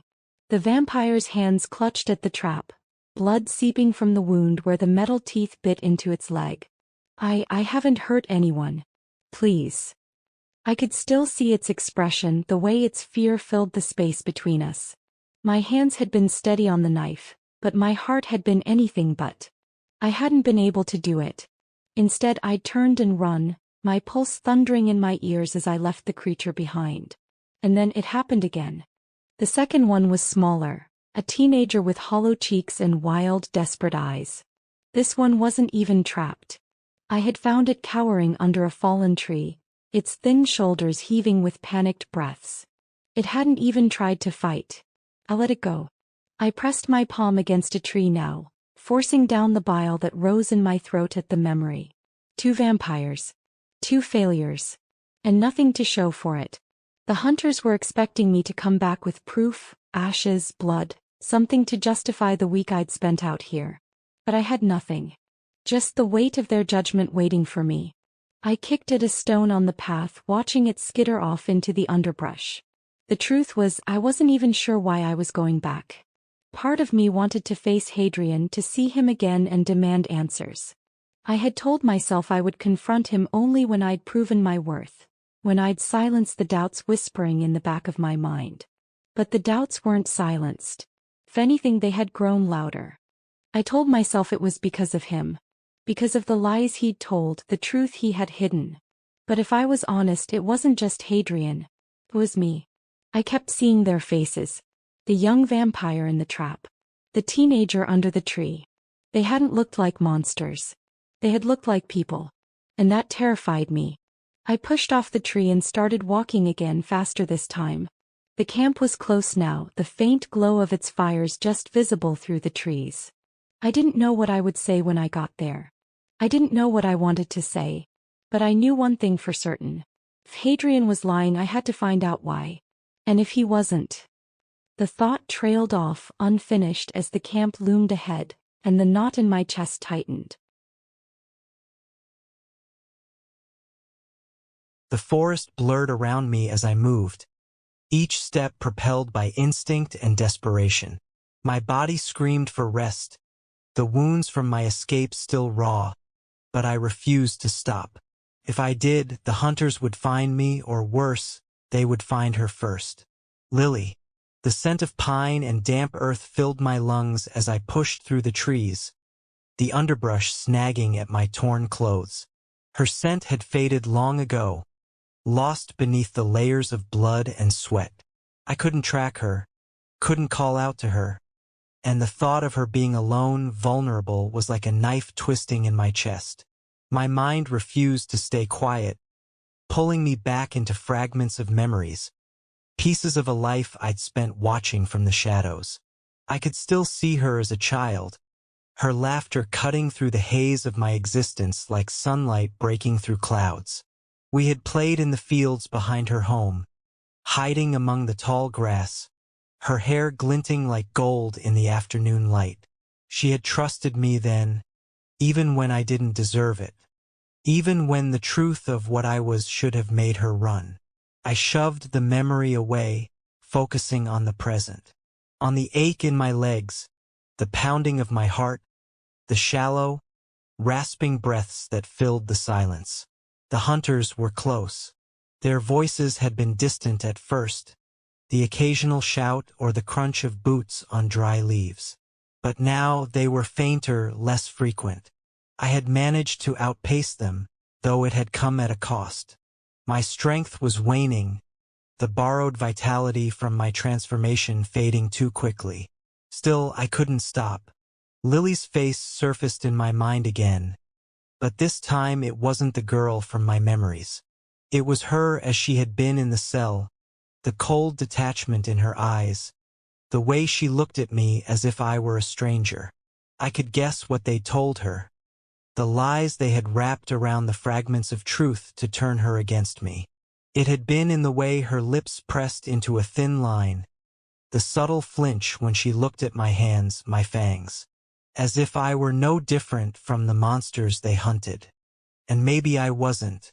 The thought made my chest tighten, the familiar guilt gnawing at the edges of my resolve. But I couldn't let it consume me now. I stumbled to a stop, leaning against the trunk of a tree as I scanned the darkness ahead. My senses strained, trying to catch a trace of her, a sound, a scent, anything. But the woods were silent. I thought of the hunters again, the laughter in their voices when they spoke of her, the venom in their words. She hasn't brought back a single kill. She won't last. The idea that they had sent her out here, alone, to prove herself made my hands clench into fists. She was stronger than they thought. Stronger than I had ever given her credit for. But she was still human. Still breakable. And if they found her first, no. I pushed off the tree, forcing my legs to move again. Every step felt heavier than the last, my body dragging as exhaustion set in. The cold night air bit at my skin, but I welcomed it. Kept me sharp, kept me moving. The memories clawed at me as I ran, unbidden and relentless. I remembered her voice, soft and full of wonder, as she asked me about the world beyond her small village.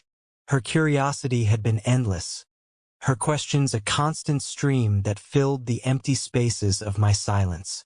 I had wanted to tell her everything, to share the truth about the horrors I had seen and the beauty I had lost.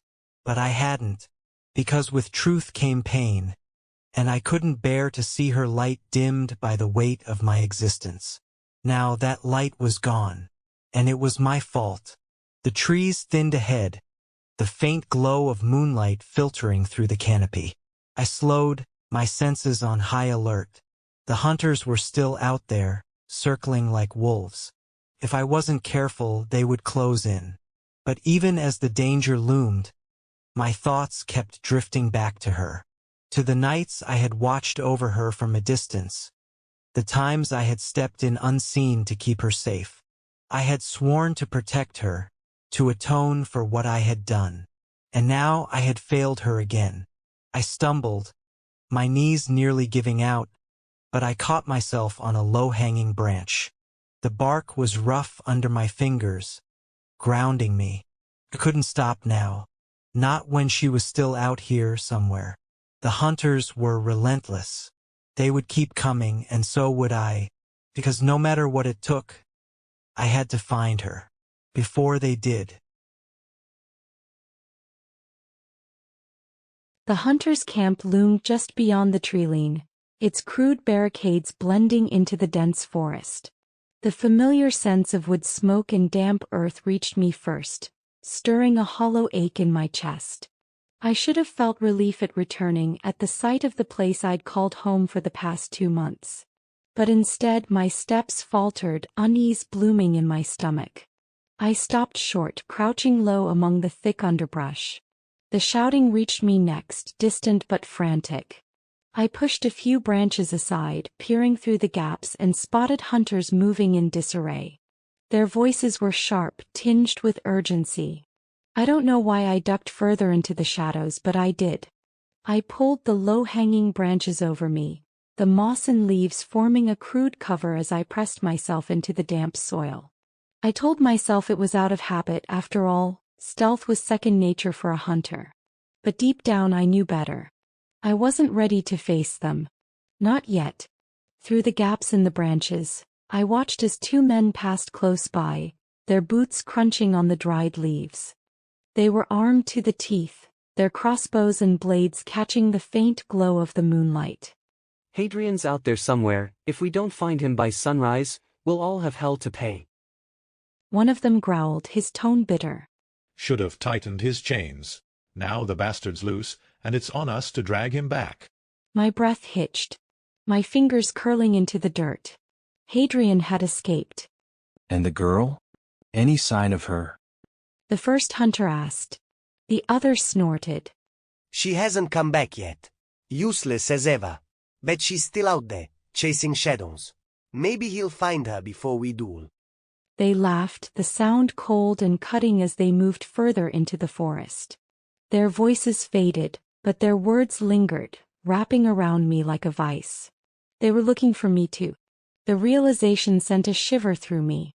I stayed hidden for a long moment, my heart hammering in my chest as I pieced together what I'd just heard. Adrian was free. The hunters were after him. And somehow I was part of the hunt now, whether I wanted to be or not. I swallowed hard, forcing myself to think past the whirlwind of emotions. If Adrian was out there, the hunters would find him soon enough. They wouldn't stop until they dragged him back or killed him. Unless I found him first. The decision settled over me like a storm cloud, sudden and absolute. I didn't know why I felt the pull, why I needed to reach him before they did.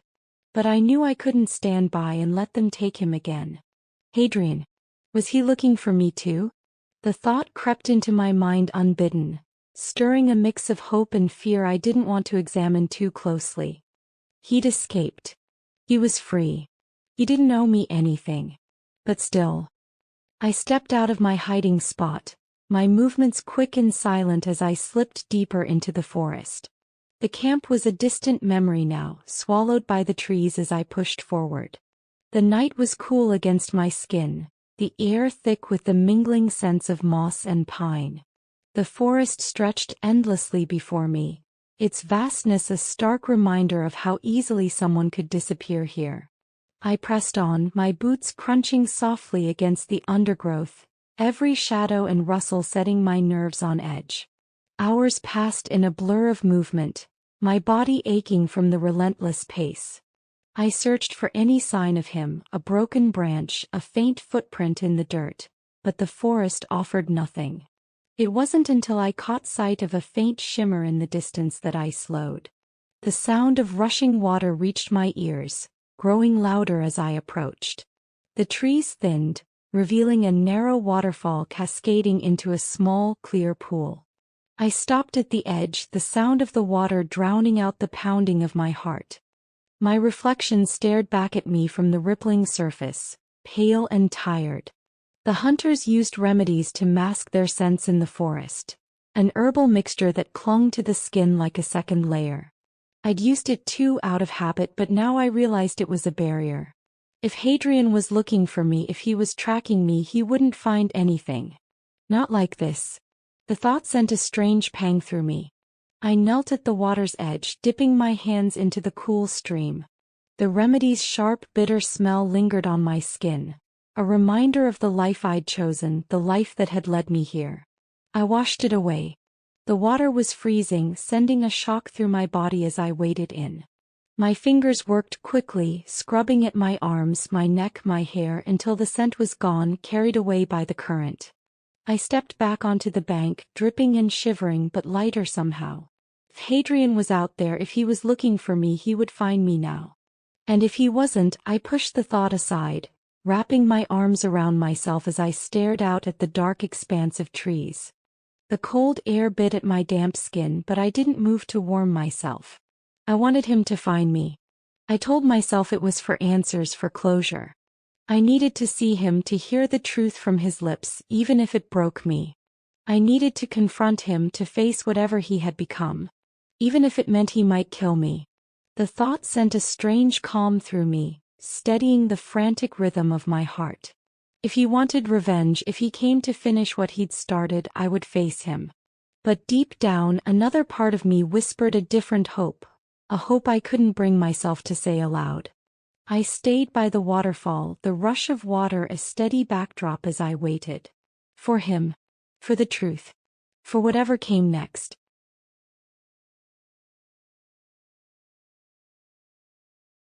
The sound of the waterfall roared in Lily's ears as she stood at its edge, the icy mist clinging to her skin. Night had fully descended, wrapping the forest in shadows so deep they seemed alive. She had been waiting for what felt like hours, her legs stiff, her back against the cold, wet stone of a boulder.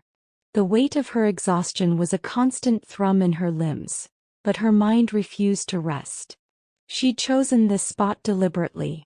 The crashing water drowned out smaller noises, masking her from both human and predator alike. It gave her space to breathe, to think, though she wasn't sure what she was waiting for. Maybe Adrian wasn't coming at all. Maybe she'd only fooled herself into believing he'd find her. Maybe he was already dead. Or maybe he was watching her right now, hidden in the darkness beyond her sight. The thought sent a shiver racing up her spine. She clutched her dagger tighter, the leather-wrapped hilt slick with sweat. The hunters had taught her not to be reckless, not to assume safety in moments like these. Yet she stood here, exposed, practically inviting him to come. It was madness, but she couldn't bring herself to leave. Adrian. His name was a bitter taste in her mouth, a knot in her chest. She'd wanted to confront him. Needed to. Ever since hearing the hunter's whispers about his escape, the fire inside her had been relentless. Anger, fear, confusion, it all boiled under her skin, threatening to consume her. She'd spent so long running from the truth, drowning in their stories and lies, and now she felt like a fractured mirror, reflecting pieces of someone she didn't recognize. The forest was alive with noise, crickets chirping, leaves rustling in the faint wind, the distant howl of some unseen animal. Yet none of it registered until it stopped.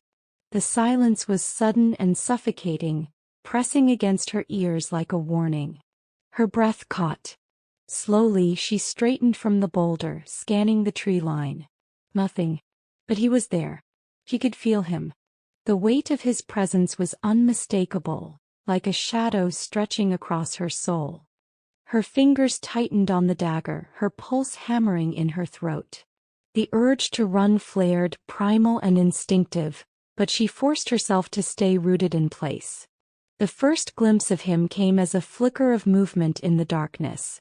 Then he stepped into view, the moonlight breaking through the canopy to illuminate him. Adrian. Her heart stuttered, a painful hitch that left her breathless. He looked. Not like the Adrian she remembered.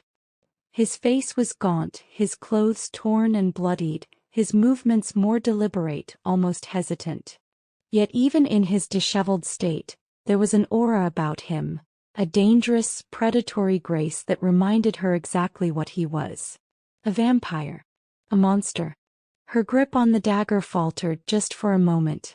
She told herself she hated him, that he deserved whatever fate the hunters had planned. But seeing him now, injured and vulnerable, a wave of something unnameable crashed over her. It wasn't pity, not exactly. It was sharper, deeper, a crack in the armor she'd spent the past week fortifying. Adrian's eyes met hers. Even from this distance she could see the depth of pain in them, a haunting sadness that seemed to mirror her own. It froze her, the anger she'd clung to slipping through her fingers like water. Say something, she thought. Shout. Scream. Demand answers.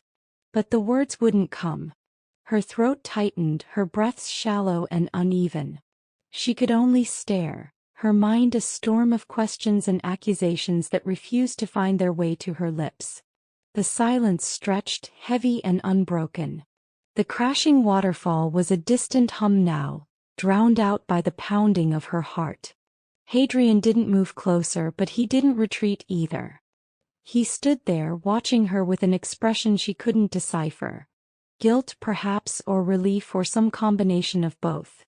Her fingers trembled against the dagger's hilt. She wanted to lift it, to point it at him and demand he explain himself. Why had he lied? Why had he left her to drown in the hunter's lies? Why hadn't he fought for her? But she couldn't. Not yet. Because beneath the anger, beneath the fear, there was still that nagging question she couldn't shake. What if he wasn't the monster they said he was?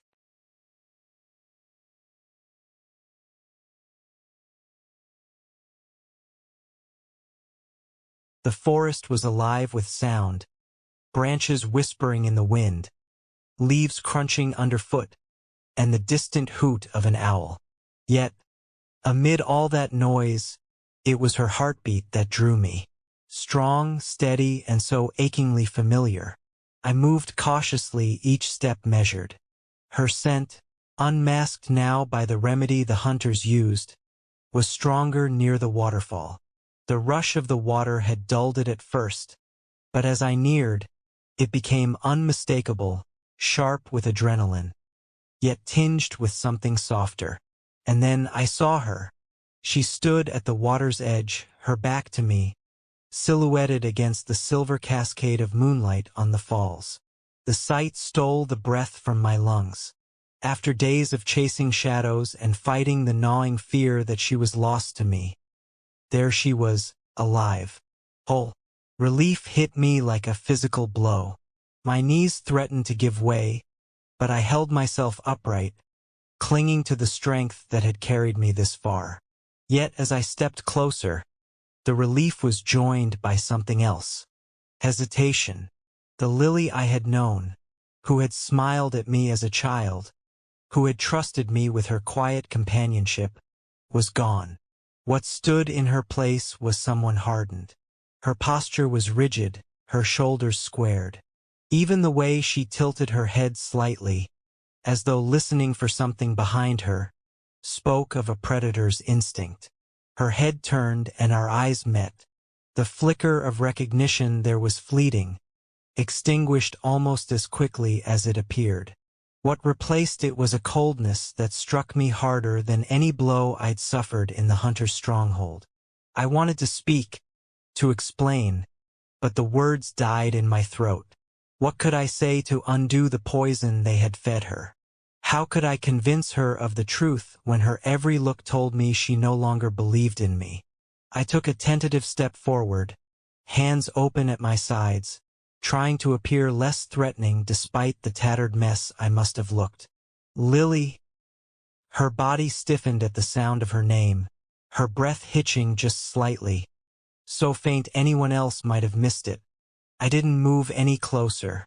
I couldn't risk driving her further away. Her guarded stance told me everything.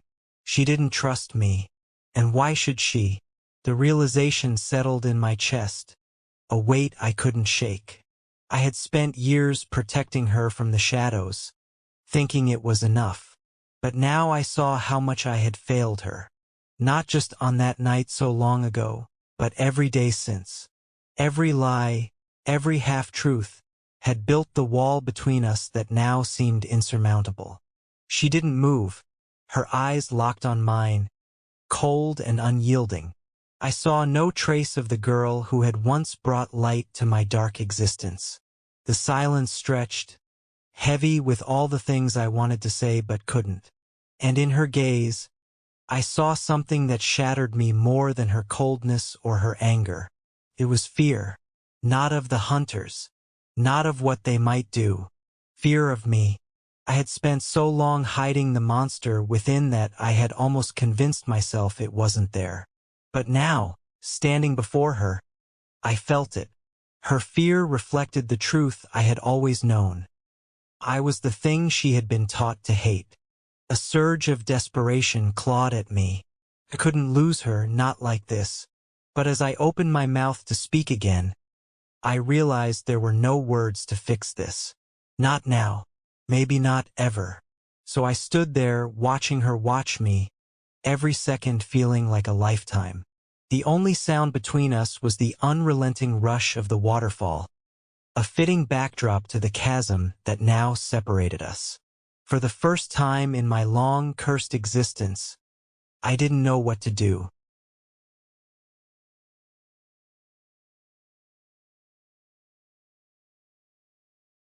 The moments stretched endlessly, the sound of the waterfall filling the space between us, louder than it had ever seemed before. It roared in my ears, drowning out the frantic beat of my heart as Adrian's figure loomed at the edge of the clearing. The predator. The monster. The liar. He stood so still, his eyes fixed on me with a gaze I couldn't escape. Even with the distance between us, I could feel the weight of his presence, the kind of force that didn't belong to the world I thought I knew. His clothes were torn, stained with blood, his usually sharp movements slower now, like a wounded animal still dangerous enough to kill. And yet he didn't move. He only watched me as though waiting for something. The anger I'd carried with me for days surged to the surface, hot and blinding. It clawed its way out of my chest, crashing through the chaos of emotions I hadn't dared to name. I couldn't hold it in any longer. My voice cut through the thunder of the falls, sharp and trembling. I threw everything at him. Every accusation the hunters had whispered in the dark. Every doubt that had festered since the night I found out what he really was. He'd lied to me for years, hiding the truth about himself, about what he'd done to my family. He'd stood there watching, letting me believe in something that had never existed. The hunter's words spilled from my mouth, the accusations hitting him like stones. I told him how they'd said he was the reason for my parents' deaths, how he'd brought danger into their home and left destruction in his wake. I repeated their warnings about his kind, vampires who preyed on the living, who couldn't be trusted, who couldn't love or care for anything beyond their own survival. With each word I tried to convince myself it was all true. That this man, the one who had been a constant in my life, the one I'd trusted, was the monster they claimed he was. But then I saw his face. He didn't defend himself. He didn't deny anything.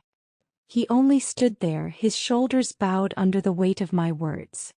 There was no anger in his eyes, no outrage. Just pain. A raw, unguarded pain that felt so human it shook me to my core.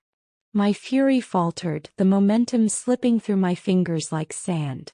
The words kept coming, but they felt hollow now, as though they didn't belong to me anymore. He didn't fight back. Why didn't he fight back? The thought burrowed into my mind, wrapping around the tangled knot of my emotions. I wanted him to say something, anything, to prove that he was the villain I needed him to be.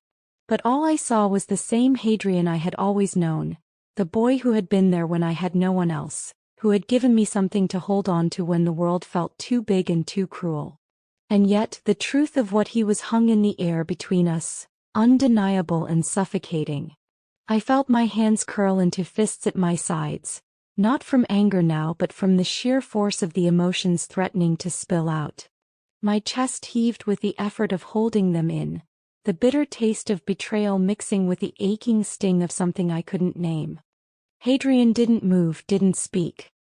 He just stood there, letting me unravel before him, his presence as steady and unyielding as the forest itself. The waterfall seemed quieter now, or maybe it was just me, the roar fading into the background as my breathing slowed. I didn't know what to do anymore. I had come here for answers, for closure, for something to make sense of everything I had been through. But instead I found myself standing on the edge of a chasm I couldn't cross, staring at the one person I thought I understood and realizing I didn't know him at all. And yet, deep down, a small, stubborn part of me couldn't let go of the Adrian I had known. The one who had been my friend, my protector. The one who had cared. The one who still cared. That thought was more terrifying than any of the hunter's warnings.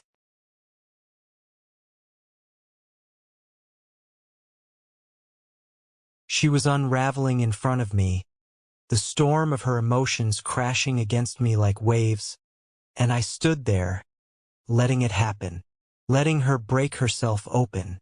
It was the least I owed her. Every accusation she hurled felt like a blade. They landed with brutal precision, striking at truths I could never deny. I didn't flinch, even when her voice trembled with rage, even when the air between us grew heavy with the weight of her words. She was right to hate me. The hunters had poisoned her mind, twisting the truth into something sharp and unrelenting. But it wasn't just their lies feeding her anger. It was the truth I hadn't told her. The secrets I had buried to protect her from the darkness of my world. And now that darkness had found her anyway.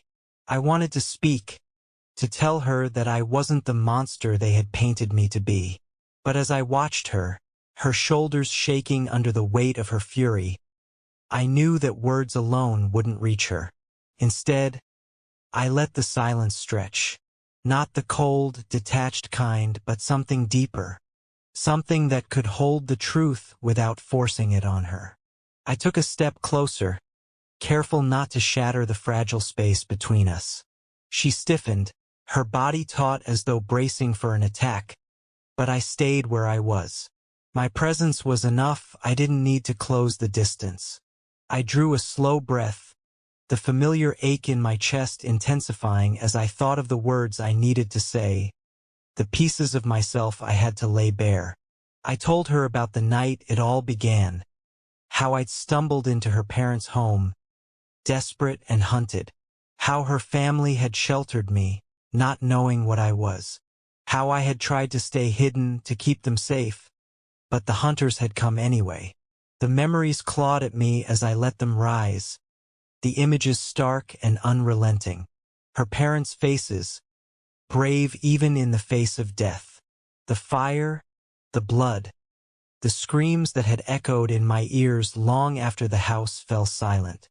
And then her, small, fragile, and sleeping peacefully upstairs while the world around her burned. I had wanted to protect her even then, but I hadn't been strong enough. I told her how I had watched her grow from the shadows, keeping my distance but never leaving. How I had seen her endure loss after loss, each one carving away at her spirit until she was little more than a shell of the girl I had first met. And how I had stayed, not out of guilt alone, but because she had become the one light in a world that had long since gone dark for me. I didn't try to explain away the things I had done, the lives I had taken to survive. There was no justification for those acts, no words that could erase the blood on my hands. But I told her why I had tried so hard to resist the monster inside me, why I had sworn never to take a human life again. Because of her. Every choice I had made, every step I had taken since that night, had been to keep her safe, to protect her from the truth of what I was, even if it meant lying to her, even if it meant losing her trust forever. Her face didn't soften as I spoke. If anything, she seemed more closed off, her expression unreadable. But I could feel the shift in the air, the tension between us ebbing just slightly as my words settled over her. She didn't respond. She didn't need to. I hadn't spoken to change her mind or win her forgiveness. I wasn't foolish enough to believe I deserved either. I had spoken because it was the truth, and she deserved to know it.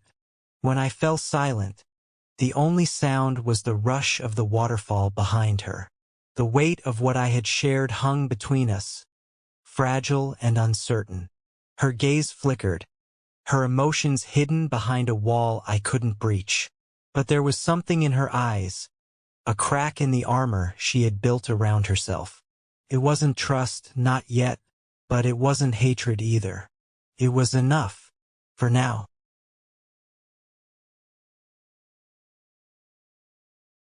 Chapter 6. The tension in the air shattered with the crack of a branch, sharp and sudden. My breath caught and my gaze darted to Adrian's face.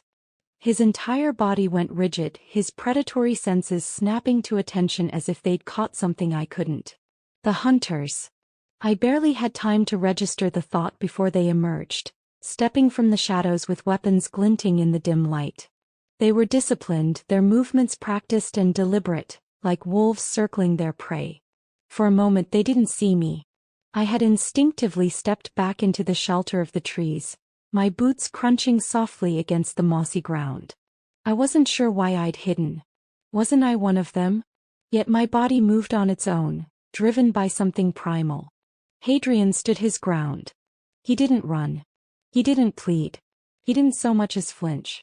Instead, his head tilted slightly, the faint moonlight catching the angles of his face as his expression shifted into something I could only describe as otherworldly calm. It was the calm of a predator who knew the hunt was coming, who welcomed it. And then he moved. The first hunter didn't even have time to lift his weapon before Adrian was on him.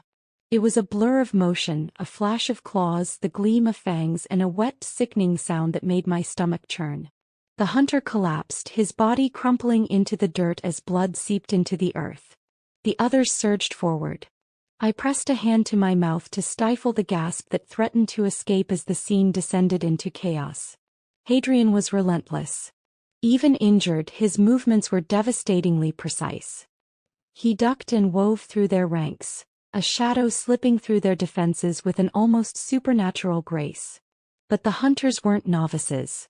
Their weapons lashed out in arcs of steel, forcing Adrian to dodge and retaliate with vicious speed. Each swing and strike felt like the crash of a storm, the clash of metal against claw echoing through the forest. I could see the strain in his movements, the faint hitch in his step. The moments where his reflexes faltered just enough to show the toll his injuries were taking. Till he fought. And I stood there, rooted in place, my feet refusing to move. I didn't belong here. Caught between two worlds. The hunters were supposed to be my allies, yet every fiber of my being screamed against their relentless pursuit of Adrian. And Adrian, he was a monster. A predator. But he wasn't my enemy. Not like this. The fight grew more brutal. Adrian slammed one hunter against a tree with enough force to splinter the bark, but another lunged at him from behind. He twisted at the last second, the blade grazing his side, leaving a deep gash that sent fresh blood pouring onto the ground. My hands clenched into fists, nails digging into my palms as I struggled to breathe. I told myself it wasn't my fight, that I didn't need to make a choice. But the words rang hollow as I watched another hunter aim his crossbow, the bolt poised to pierce Adrian's chest. "Move," I whispered under my breath, willing Adrian to see the danger. He did, barely in time. The bolt missed his heart but grazed his shoulder, spinning him off balance. He staggered, a moment of weakness the hunters capitalized on. They swarmed, forcing him to retreat further into the clearing. It wasn't enough. One of the hunters broke formation, his gaze sweeping the shadows. My stomach dropped as his eyes locked onto me. He shouted, raising his weapon. I shrank back instinctively, my heart hammering against my ribs. Was he going to attack me? Or was I just another obstacle in their hunt for Adrian? I never found out. The spear left his hands with deadly precision, slicing through the air toward me. The world slowed. I couldn't move. Couldn't think. My mind screamed at my body to react, but my limbs were frozen. The gleam of the spear's tip filled my vision, growing larger and larger as it barreled toward me. And then Adrian was there. He crossed the distance between us in a heartbeat, his body a blur of shadow and speed. The spear struck him instead, the force of it driving him to the ground. The sound of it, metal meeting flesh, was sickening. Adrian collapsed to his knees, the spear jutting grotesquely from his shoulder. Blood spilled freely, staining his torn shirt and dripping onto the mossy ground. I stumbled back, my breath ragged as I stared at him. Despite the pain, his focus was unwavering. He rose slowly, one trembling hand gripping the shaft of the spear as his other arm extended, shielding me from the hunters advancing through the trees. His eyes, bright and feral, locked onto them with a promise of violence. And yet when he looked back at me there was no rage. There was only relief. That look broke something in me. I didn't think. I didn't weigh the consequences. I lunged forward, grabbing his arm and pulling with all the strength I could muster. He resisted, his instincts likely screaming at him to keep fighting. To finish the hunt. But I wasn't giving him a choice. "Move," I hissed through gritted teeth, yanking at him again. Finally he stumbled forward and I used the momentum to drag him deeper into the forest. The hunters' shouts echoed behind us, their voices growing fainter with each step. Branches clawed at my skin as we ran, the darkened woods a maze of shadows and unseen hazards. Adrian's weight was nearly too much to bear, his movements sluggish and uneven, but I didn't stop. The world around us blurred into darkness and sound, shouted orders, the crunch of leaves underfoot, the heavy rasp of Adrian's breathing. Every step felt like it could be our last. When we finally stopped, it wasn't because I wanted to. My legs gave out and I collapsed to my knees, dragging Adrian down with me. The silence that followed was deafening. I didn't know where we were, how far we'd gone, or if the hunters were still behind us. All I knew was that I had chosen. Adrian sat slumped against a tree, his chest rising and falling with labored breaths. His monstrous features had faded, leaving him pale and gaunt. The spear still jutted from his shoulder, a grotesque reminder of what he had done for me. And what I had done for him. My hands trembled as I pressed them against the damp earth. I had saved him, but I wasn't sure if I'd made the right choice. Chapter 7. The forest was a shifting maze of shadow and moonlight, and though I'd lived in it for weeks now, it felt unfamiliar, hostile even. Adrian moved beside me, slower than usual, his breaths shallow and uneven. I didn't dare speak, afraid to break the fragile silence that hung between us. Every step felt like it carried the weight of 100 choices, each one pushing me further from the person I'd been when I joined the hunters. When I spotted the cave half hidden by a thicket of moss and roots, relief surged through me. It wasn't much, but it was shelter. I guided Adrian inside, my hands shaking as I tried to make sense of the chaos we'd just escaped. The air was damp and cold, clinging to my skin as I worked to camouflage the entrance. A skill the hunters had taught me now used against them. The irony wasn't lost on me. My fingers moved on instinct, weaving branches and vines until the opening blended seamlessly into the terrain. Inside, Adrian collapsed against the rough stone wall, his body sagging with exhaustion. His skin was ashen and his shirt was soaked with blood. My stomach twisted at the sight. The spear still jutted from his shoulder, a jagged wound surrounded by blackened flesh. Silver. I dropped to my knees beside him, panic clawing at my throat. The hunter's weapons weren't just designed to kill. They were meant to prolong suffering, to make death a slow, agonizing process. And Adrian had endured more than I could fathom. His eyes fluttered open briefly, the crimson glow dimmed, but still there. He didn't speak. Didn't resist as I pressed my hand to his chest to keep him steady. "Hold on," I whispered, though the words were more for myself than him. I tore at the fabric of my pants, creating strips that I could use to clean his wounds. The spear was first. My hands trembled as I gripped the shaft, the wood slick with his blood. I hesitated for a heartbeat, then pulled. The sound it made, a sickening wet snap, echoed in the cave. Adrian's body jerked, a low growl rumbling in his chest before his head lolled to the side. He was unconscious again. The silver coating the spear had seeped into the wound, leaving a fine glittering powder behind. I worked quickly, using the fabric to wipe it away as best as I could. Blood stained my hands warm and sticky. But I didn't stop. The hunter's weapons had been dipped in silver powder, every cut and bruise laced with it, slowing his healing. I pressed the fabric into the wound, trying to staunch the bleeding, but it wasn't enough. His other injuries, ones I hadn't even noticed before, weren't closing either. Of course. The realization hit me like a blow. The hunters hadn't just used silver to wound him. They'd used it to weaken him entirely. Each lash of their whips, each strike of their weapons had been designed to ensure he couldn't recover. I glanced at Adrian's face, his sharp features drawn tight with pain even in unconsciousness. He looked so different now, fragile in a way I hadn't thought possible. I needed water.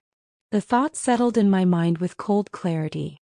Water would flush the silver from his wounds, diluted enough for his body to start healing. But the cave offered none, and dragging him to the river was too risky. The hunters would still be searching, and daylight was creeping closer with every passing moment. My heart pounded as I weighed the options. Waiting wasn't an option. Neither was leaving him like this. I made my decision. When night fell, I would go. The darkness would give me some cover, though it wouldn't erase the danger entirely. If the hunters found me, it would all be over, both for me and Adrian. I tore another strip of fabric from my pants, binding the worst of his wounds as tightly as I could. It wasn't perfect, but it would have to do. Hours passed in a haze of tension and silence. The cave grew colder as the sun dipped below the horizon, the shadows inside deepening. I kept watch at the entrance, every rustle of leaves outside setting my nerves on edge. When Adrian stirred, I turned to him, my pulse quickening. His eyes opened slowly, their glow brighter now, though still dim compared to what it should have been. He looked at me, and for a moment neither of us moved. He didn't say anything, but I could see the gratitude in his gaze, the faint flicker of something softer beneath the pain. I looked away, focusing on the blood-stained cloth in my hands. His voice, when it came, was hoarse and barely above a whisper. "Thank you." I didn't respond. I couldn't.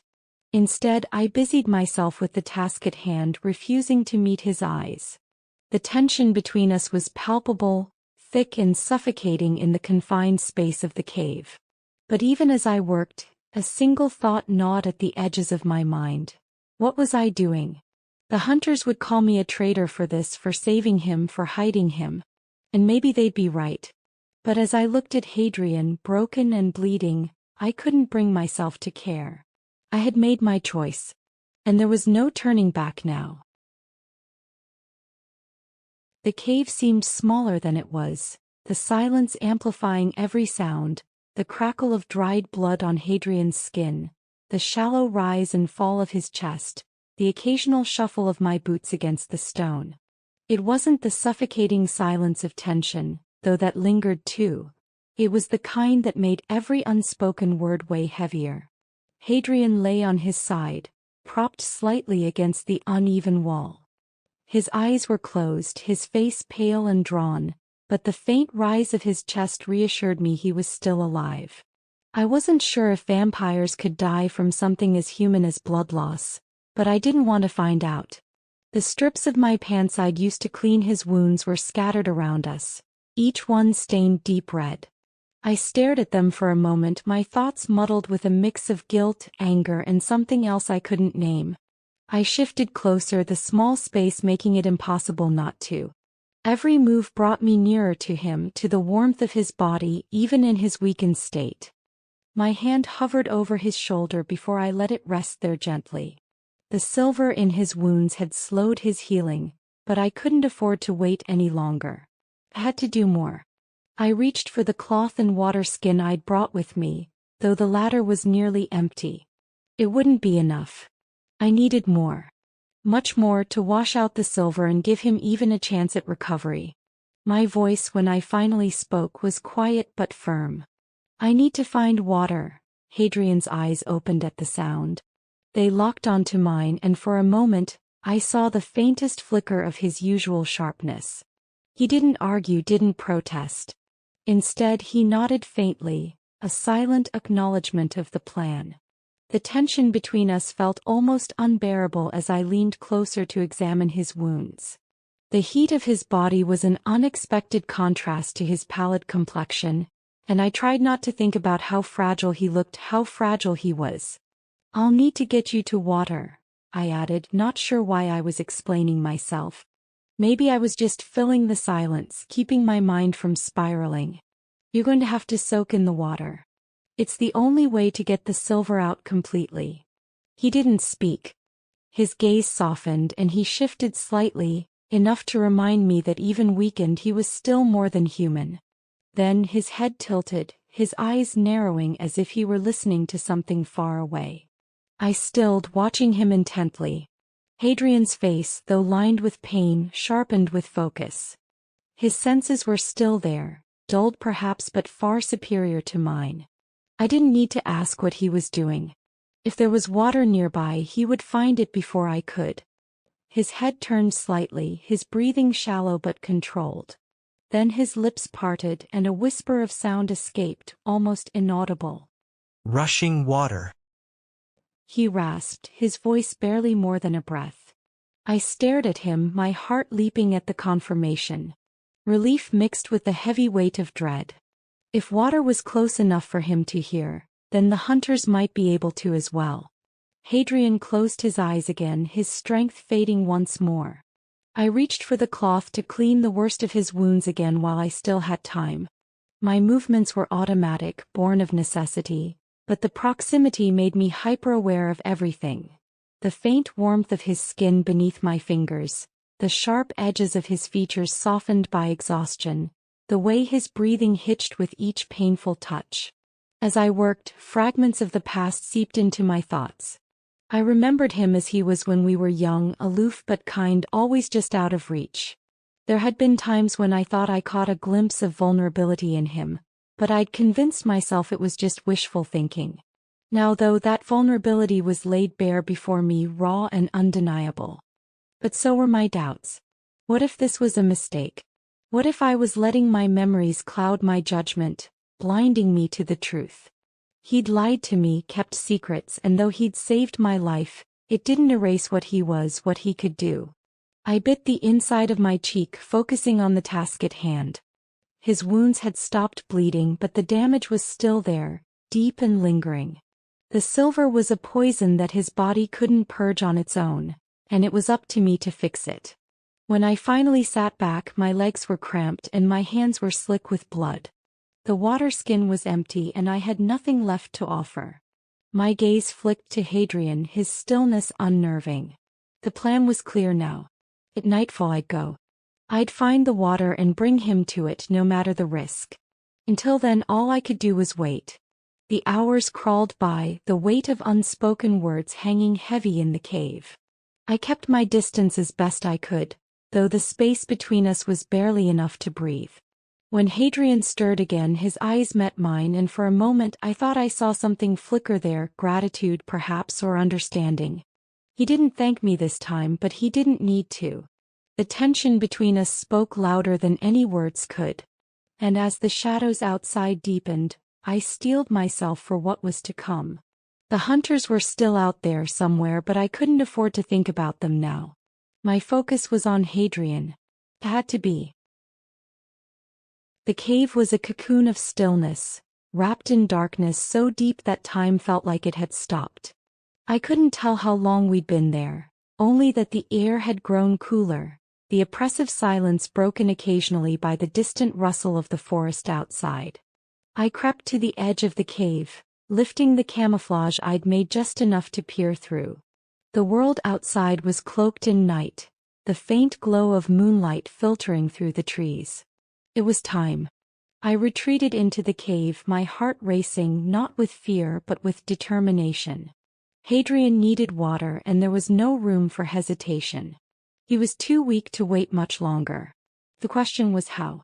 I paced the small space, glancing at Adrian as he lay propped against the wall. He wasn't asleep, though his eyes were closed, his breathing shallow but steady. I debated silently. Should I go alone and find the water first, scouting the path to ensure it was safe? Or should I bring him with me right away, risking exposure but sparing precious time? Every option seemed fraught with danger, but in the end it didn't matter. He needed to get to that water no matter what it took. I crouched beside him, reaching for his shoulder to nudge him awake, but before I could touch him, his eyes opened. The sharpness in his gaze startled me, a flicker of awareness breaking through his exhaustion. Adrian pushed himself up, his movements slow, awkward and strained. His breath hitching with every labored effort. I tried to steady him, but he shook his head weakly, gesturing toward the faint noise of rushing water he'd heard earlier. He was stubborn. Too stubborn, and though every step he took was agonizing to watch, I didn't stop him. It wasn't until we'd made it a short distance from the cave that I realized how futile this was. His steps were slow, dragging, his weight leaning heavily on me. Every time he stumbled, it felt like my heart stopped, and I knew we wouldn't make it this way. "Stop," I said, my voice low but firm. He hesitated, glancing at me with an expression that could have been defiance if it weren't for the weariness etched into his features.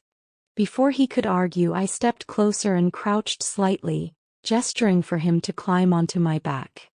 His silence was telling, but when I glanced over my shoulder, his expression was a mix of disbelief and what might have been embarrassment. "No," he said after a moment, his tone clipped but faint. I didn't answer, only remained in place. Waiting. "Lily," he began, his voice softening, but I cut him off with a look. "Get on," I said firmly. His resistance wavered, but it didn't break. I could see the flicker of pride in his expression, the stubborn refusal to give in. It almost made me laugh, though there was no humor in it. When he swayed again, I turned and grabbed his arm, forcing him to steady himself against me. His protests faltered, and with a resigned sigh, he finally relented. The process was awkward to say the least. He was heavier than he looked, though his frame was lean, and his injuries made it difficult for him to shift his weight. I felt his hesitation, the way his hands barely rested on my shoulders, as though he was afraid to fully lean into me. "Hold on," I muttered, adjusting my grip beneath his knees. The warmth of his breath against the back of my neck and the faintest brush of his cheek against my hair sent a shiver down my spine, one I tried to ignore. The awkwardness of the moment didn't go unnoticed. My footing faltered as I adjusted to the unfamiliar burden, and Adrian shifted slightly, his grip tightening instinctively.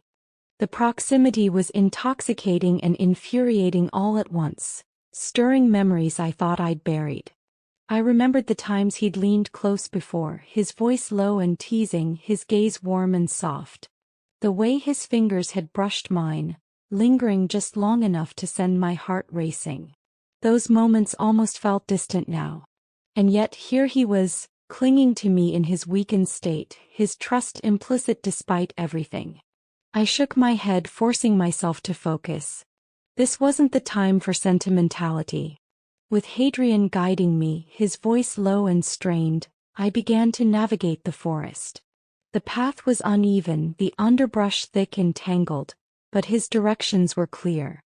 He'd hear the rush of water before I ever could, his senses far sharper than mine even in his weakened state. The night pressed around us, the shadows deep and shifting.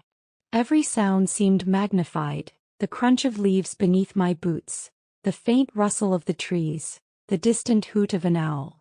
My grip tightened on Hadrian's legs, his weight a constant reminder of the urgency driving me forward. The journey felt endless, each step pulling me farther from the relative safety of the cave. But Hadrian's guidance never faltered, his voice steady despite his exhaustion. Finally, the sound reached me, a faint but unmistakable rush of water in the distance. Relief flooded through me, though it was tempered by the knowledge that we weren't safe yet. Adrian shifted slightly, his breath brushing against my ear as he murmured something I couldn't quite make out. It didn't matter. We were close now, and that was all that mattered. The forest opened up ahead, revealing the faint glimmer of moonlight on moving water. My steps quickened, the weight of Hadrian on my back almost forgotten in my urgency. We were almost there.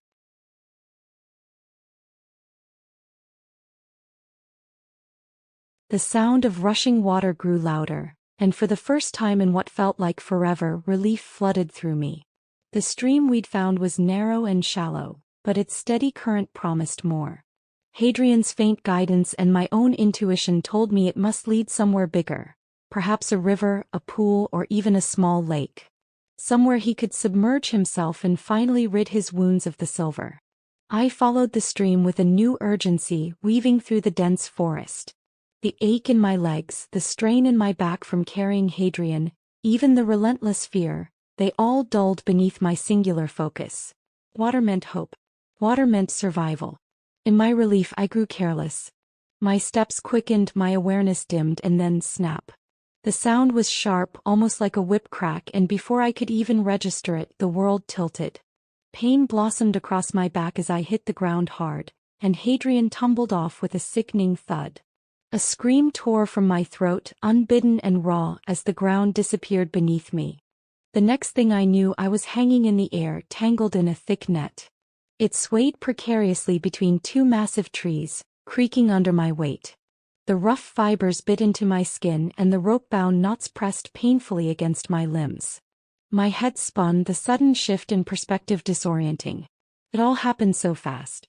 My heart thundered in my chest, the echo of the trap's mechanism still ringing in my ears.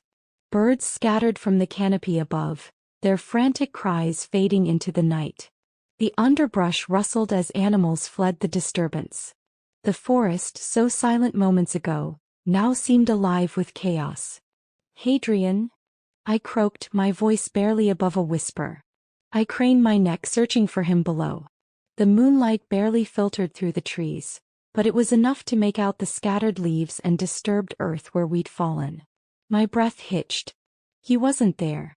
"Hadrian," I whispered again, this time more urgently, though I knew he wouldn't answer. The empty ground stared back at me, mocking my confusion and rising dread. Had he abandoned me? My chest tightened painfully as the thought took root. After everything, after I'd risked so much, after I'd chosen to side with him, he'd left me here. The realization struck like a physical blow, stealing the air from my lungs. My mind raced. Maybe he'd run to find cover. Maybe he'd been too weak to stay and fight. But even those rationalizations felt hollow. He wouldn't leave me. Or would he? A sharp crack of a branch pulled me from my thoughts. The sound was distant at first, barely discernible over the pounding of my heart. But it grew louder, joined by the unmistakable rhythm of boots trampling through the forest. Voices followed, gruff, sharp, and close. Hunters. Panic gripped me. The trap had made too much noise. My scream had only added to the chaos. I was a beacon now, dangling helplessly in their sights. I twisted in the net, the ropes cutting deeper as I struggled, but it was no use. My position was too secure. I could only watch as the first figures broke through the tree-line, their torchlights bobbing like fireflies in the darkness. 7 hunters. Their faces were shadowed, but I recognized a few of them from camp. Their movements were efficient, their weapons gleaming faintly in the light. They were seasoned, dangerous. One of them barked an order and 2 moved to lower the net. I felt the jolt as the mechanism released, and then I was on the ground, still tangled but now within their reach. They circled me like vultures, their eyes sharp and probing. I braced myself as the questions began. Where is he? One demanded, his voice cold. I didn't answer. My throat felt like it was closing, my thoughts still consumed by Adrian's absence. Another hunter crouched, his knife flashing as he toyed with the edge. You've seen him. Don't lie. So I said nothing. The tension in the group thickened, their frustration mounting. They exchanged glances, their expressions shifting between anger and suspicion. You betrayed us, you're weak. I knew you wouldn't last. One spat, his words laced with venom. The taunts continued, their voices overlapping. They spoke as if I weren't even there, their contempt spilling freely. I heard phrases like hostage and bait, and my stomach churned. They knew Adrian cared about me. They'd seen it in his eyes, they said, when the spear had nearly struck me. They planned to use me to lure him out and finish what they'd started. I wanted to scream at them, to deny their words, but I couldn't. Part of me wondered if they were right. He'd left me after all. Pain lanced through my scalp as one of them grabbed a handful of my hair, yanking my head back. He hissed. Speak. I clenched my jaw, refusing to give them the satisfaction. The others laughed, their amusement cruel and cutting. One leaned closer, his breath foul as he muttered something vile, and my stomach twisted in disgust. And then he collapsed. It was so sudden and so silent that it took a moment for anyone to react. 1 second he was standing, the next he crumpled like a puppet with its strings cut, his body hitting the ground with a heavy thud. The laughter stopped. The hunters froze, their weapons raising instinctively as they scanned the shadows. The air shifted, the oppressive weight of the forest pressing down on us all. I barely dared to breathe. My pulse roared in my ears as I stared at the fallen hunter, his lifeless eyes staring back at nothing. And then in the darkness beyond the torchlight, something moved.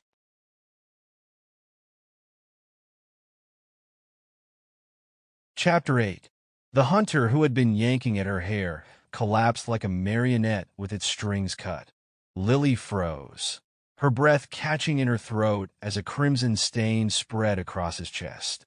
A faint metallic tang reached her nose, the unmistakable scent of blood. Chaos erupted. The remaining hunters immediately drew their weapons, fanning out around the small clearing. Their movements were sharp, disciplined, but laced with unease. They muttered to each other in clipped, urgent tones, scanning the dark woods. Lily clutched the coarse netting that bound her, trying to push herself up to see more clearly. Her pulse thundered in her ears as she searched the shadows. Was it Adrian? Was he here? Or was this something worse? She whispered his name under her breath, barely audible. There was no response. The hunters were on edge now, forming a tighter perimeter around her. One of them nudged the fallen man with his boot, his expression grim. Dead, he muttered to the others. Another hunter cursed under his breath, his hand tightening on the hilt of a long, silver-edged dagger. Then it happened again. A sickening gurgle cut through the tension like a blade, and another hunter staggered back, clutching at his neck. Blood poured through his fingers as he crumpled to the ground, his eyes wide with shock. The remaining 5 spun toward the sound, their weapons raised. "He's here!" one of them shouted, the words trembling with a mix of fury and fear. Lily's heart pounded so hard it hurt. She strained against the net, the rough fibers digging into her skin. Her mind screamed at her to act, to do something, but she was trapped, helpless, her position vulnerable and exposed. One by one, the hunters fell. It was almost surgical, precise. A blur of shadow, and another hunter was taken down. His weapon clattered uselessly to the ground, the echo sharp against the night's stillness. Blood sprayed across the forest floor, dark and glistening under the faint moonlight filtering through the trees. Lily caught glimpses of movement, too fast to follow, too deliberate to be random. Whatever was out there, it was targeting the hunters one at a time, striking from the cover of the trees and fading back into the darkness before they could react. Panic was spreading among them now. They shouted to each other, barking commands, but the tight formation they had held earlier was unraveling. Fear had loosened their discipline, and they began to split off, searching wildly for their attacker. A hunter near the edge of the clearing turned, his crossbow loaded and ready. His gaze darted from tree to tree, sweat streaking down his temple. "Show yourself," he snarled into the night. The response was swift and merciless. Something slammed into him with a force that lifted him off his feet and drove him into the trunk of a tree. There was a sickening crunch, and his body went limp, sliding to the ground in a heap. Lily's stomach churned. The remaining hunters were shouting now, their voices overlapping in chaos. They circled closer to her, their weapons drawn, using her as bait. "Come on!" one of them yelled, his voice cracking. "You want her? You'll have to go through us first." Lily didn't know whether to scream or stay silent. She searched the darkness desperately, her eyes darting from shadow to shadow, hoping to see him. Adrian. But then doubt crept in again, insidious and cruel. What if this wasn't him? What if it was another predator, something even worse than the hunters? What if Adrian had truly left her, and now she was at the mercy of something she didn't understand? Her thoughts spiraled, her breaths coming in shallow gasps. The hunters were still trying to hold their ground, but it was clear they were outmatched. Another fell with a strangled cry, his sword spinning from his grip. The remaining 3 backed toward the net, their eyes wide with fear, their confidence shattered. "Stay together," one of them hissed, though his own terror was palpable. But it didn't matter. The shadows closed in, and the night seemed to come alive. Lily's heart stopped as she finally caught a glimpse of him, a flash of pale skin, eyes glinting like embers in the dark. It was Adrian. She didn't know whether to feel relief or terror. He moved like liquid shadow, his form a blur of strength and precision. Each strike was deliberate, a calculated dance of death that dismantled the hunter's defenses. He was faster now, stronger, no longer weighed down by the poison of silver. The last 2 hunters stood back to back, their breaths ragged, their weapons trembling in their hands. Adrian circled them like a predator stalking its prey, his movements fluid and silent. One lunged at him, a desperate, reckless attack. Adrian dodged easily, his hand snapping out to catch the man's wrist. There was a sickening crunch as he twisted, disarming the hunter and sending him sprawling to the ground. The final hunter dropped his weapon, his courage evaporating. He turned to run, but Adrian was faster. Lily flinched as the hunter fell, Adrian's form looming over him like a shadow. And then silence. Adrian stood in the clearing, his chest rising and falling with the effort of the fight. His face was a mask of blood and exhaustion, but his eyes found hers, burning with an intensity that made her chest tighten. Lily stared at him, her emotions a storm she couldn't control. This was Adrian, her Adrian. And yet, this was also the monster she had been taught to fear.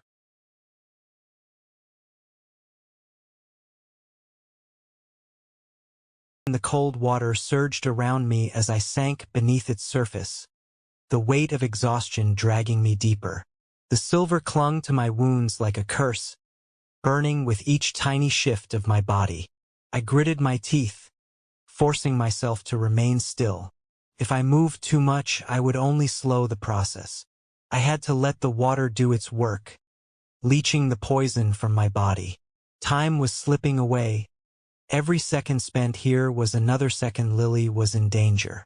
The memory of her face, frozen in shock as I fell from her back, burned in my mind. I had seen the trap too late, felt the sharp jolt as she was yanked into the air. And I had made a choice. I couldn't save her in that moment, not like this. If I'd rushed in with my body failing and my reflexes dulled, neither of us would have survived. As the silver dissolved into the water, the pain began to dull, replaced by a simmering rage. My wounds closed slower than they should, but it was enough. My claws lengthened instinctively as my strength returned, and I emerged from the water, droplets cascading off my skin. Night had fallen. It was time. The forest was alive with sound, but I moved through it like a shadow. My senses honed in on Lily, her scent faint but distinct beneath the tang of the hunter's metallic weapons. The net they used on her had been scented to mask her entirely, but the echo of her scream earlier had drawn me like a beacon. When I reached the clearing, I didn't hesitate. 7 hunters. I counted them as I observed from the shadows. One had pulled at Lily's hair, his face twisted in cruel delight as he taunted her. I felt something snap inside me. Without thinking, I slipped one of the small knives I'd taken from Lily's pocket into my palm. The blade felt almost insignificant in my hand, but I didn't need size or force. With a flick of my wrist, I hurled it forward, my aim unerring. The blade sank into his chest, the force propelling him backward, his body hitting the ground with a sickening thud. Chaos erupted. The hunters turned, weapons drawn, but I was already moving. The forest became a blur, my vision tinged with red as my instincts took over. Another knife, this one buried into the thigh of a hunter reaching for his crossbow. I heard his scream but didn't pause. Claws tore through the arm of a third hunter, their blade clattering uselessly to the ground. They were shouting orders, trying to regroup, but I didn't let them. Couldn't. Not when they had hurt her. My movements were a flurry of strikes, each one calculated and precise. I felt no hesitation, no remorse. The taste of their fear was acrid, fueling the fury already boiling inside me. As the last hunter crumpled to the ground, the forest seemed to hold its breath.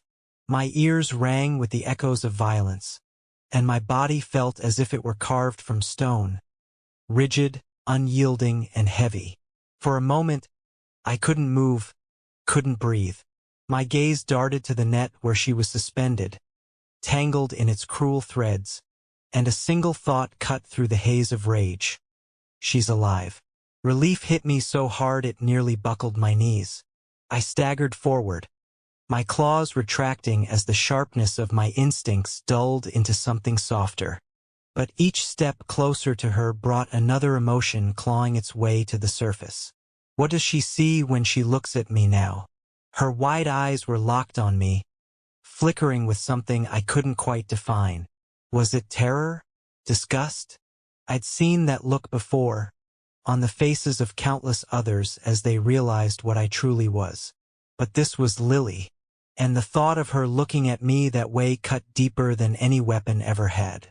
My relief was quickly swallowed by the weight of what I had done. The ground around me was littered with bodies, the scent of blood heavy in the air. My hands, no, my claws were stained crimson, and I could feel the sticky warmth clinging to my skin. The monster in me had taken over, and though it had saved her, I couldn't help but feel I'd failed her in some other way. I forced myself to stand straighter, to push past the gnawing shame that clung to me like the silver had.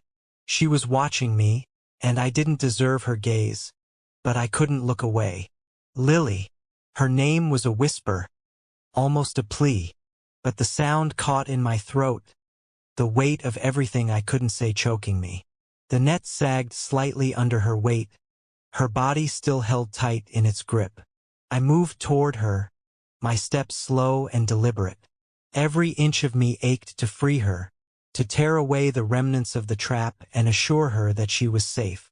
But as I reached out, my hands hovering over the cords, I hesitated. Would she flinch? Would she recoil from me? I clenched my jaw, forcing the doubt aside. She needed me now, and whatever she thought of me in this moment, I couldn't let it stop me. My claws shredded through the net with ease, and she dropped unceremoniously into my arms. She was trembling, her breath coming in uneven gasps, but she didn't push me away. That tiny act of trust, or perhaps exhaustion, was enough to steady me. I set her down gently, taking care to keep my movements measured and calm. She was safe now. That was all that mattered. But as I pulled back, giving her space, the reality of what I'd done crashed down on me like a wave. The hunters' bodies lay scattered, their blood soaking into the earth. It killed them all, not out of survival or necessity but out of rage. The memory of the first hunter, the one who had yanked her hair and laughed as he mocked her, replayed in my mind. The sound of the knife embedding itself in his chest, the way his eyes widened in shock before he crumpled. It should have satisfied me. Instead, it filled me with a hollow kind of shame. This was the side of me I had spent years trying to suppress, the part of me I swore would never surface again. And yet, I'd unleashed it again, without hesitation the moment she was in danger. Every time she's in danger, I stole a glance at her, half expecting her to recoil or avert her eyes. But she didn't. Instead, she stared at me, her expression unreadable.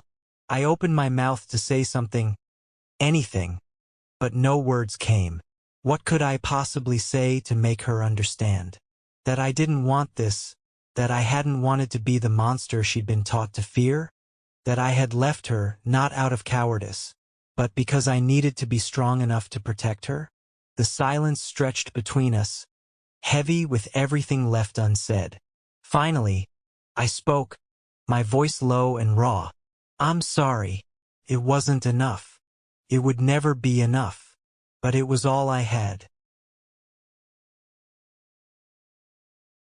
The moment Adrian's hoarse apology left his lips, something inside me shifted. It wasn't immediate or conscious.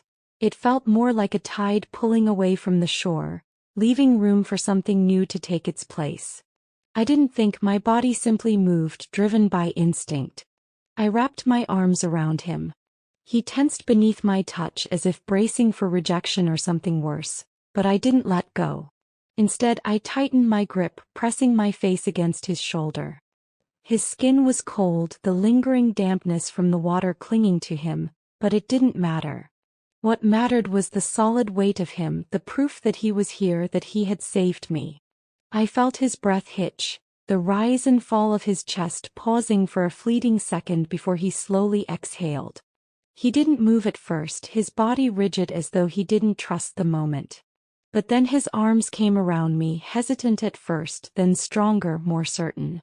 We stood there, locked together amidst the chaos he had left in his wake.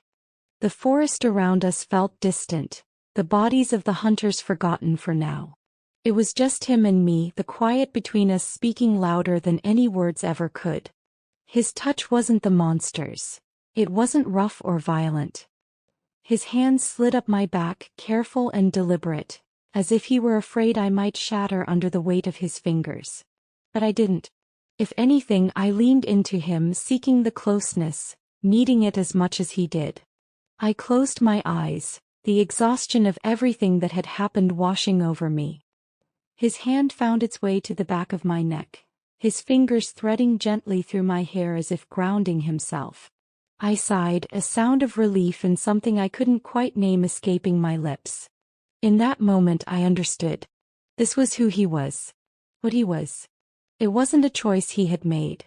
It was a part of him as natural as breathing was to me. How could I be angry with him for something he couldn't control? Especially when he had done it to save me. He'd had no other choice. The guilt I had carried for doubting him, for questioning his motives, began to ebb away. The hunters had tried to kill him, tried to kill me, and still he had fought for me. He could have left me in that net, could have decided I wasn't worth the risk, but he didn't.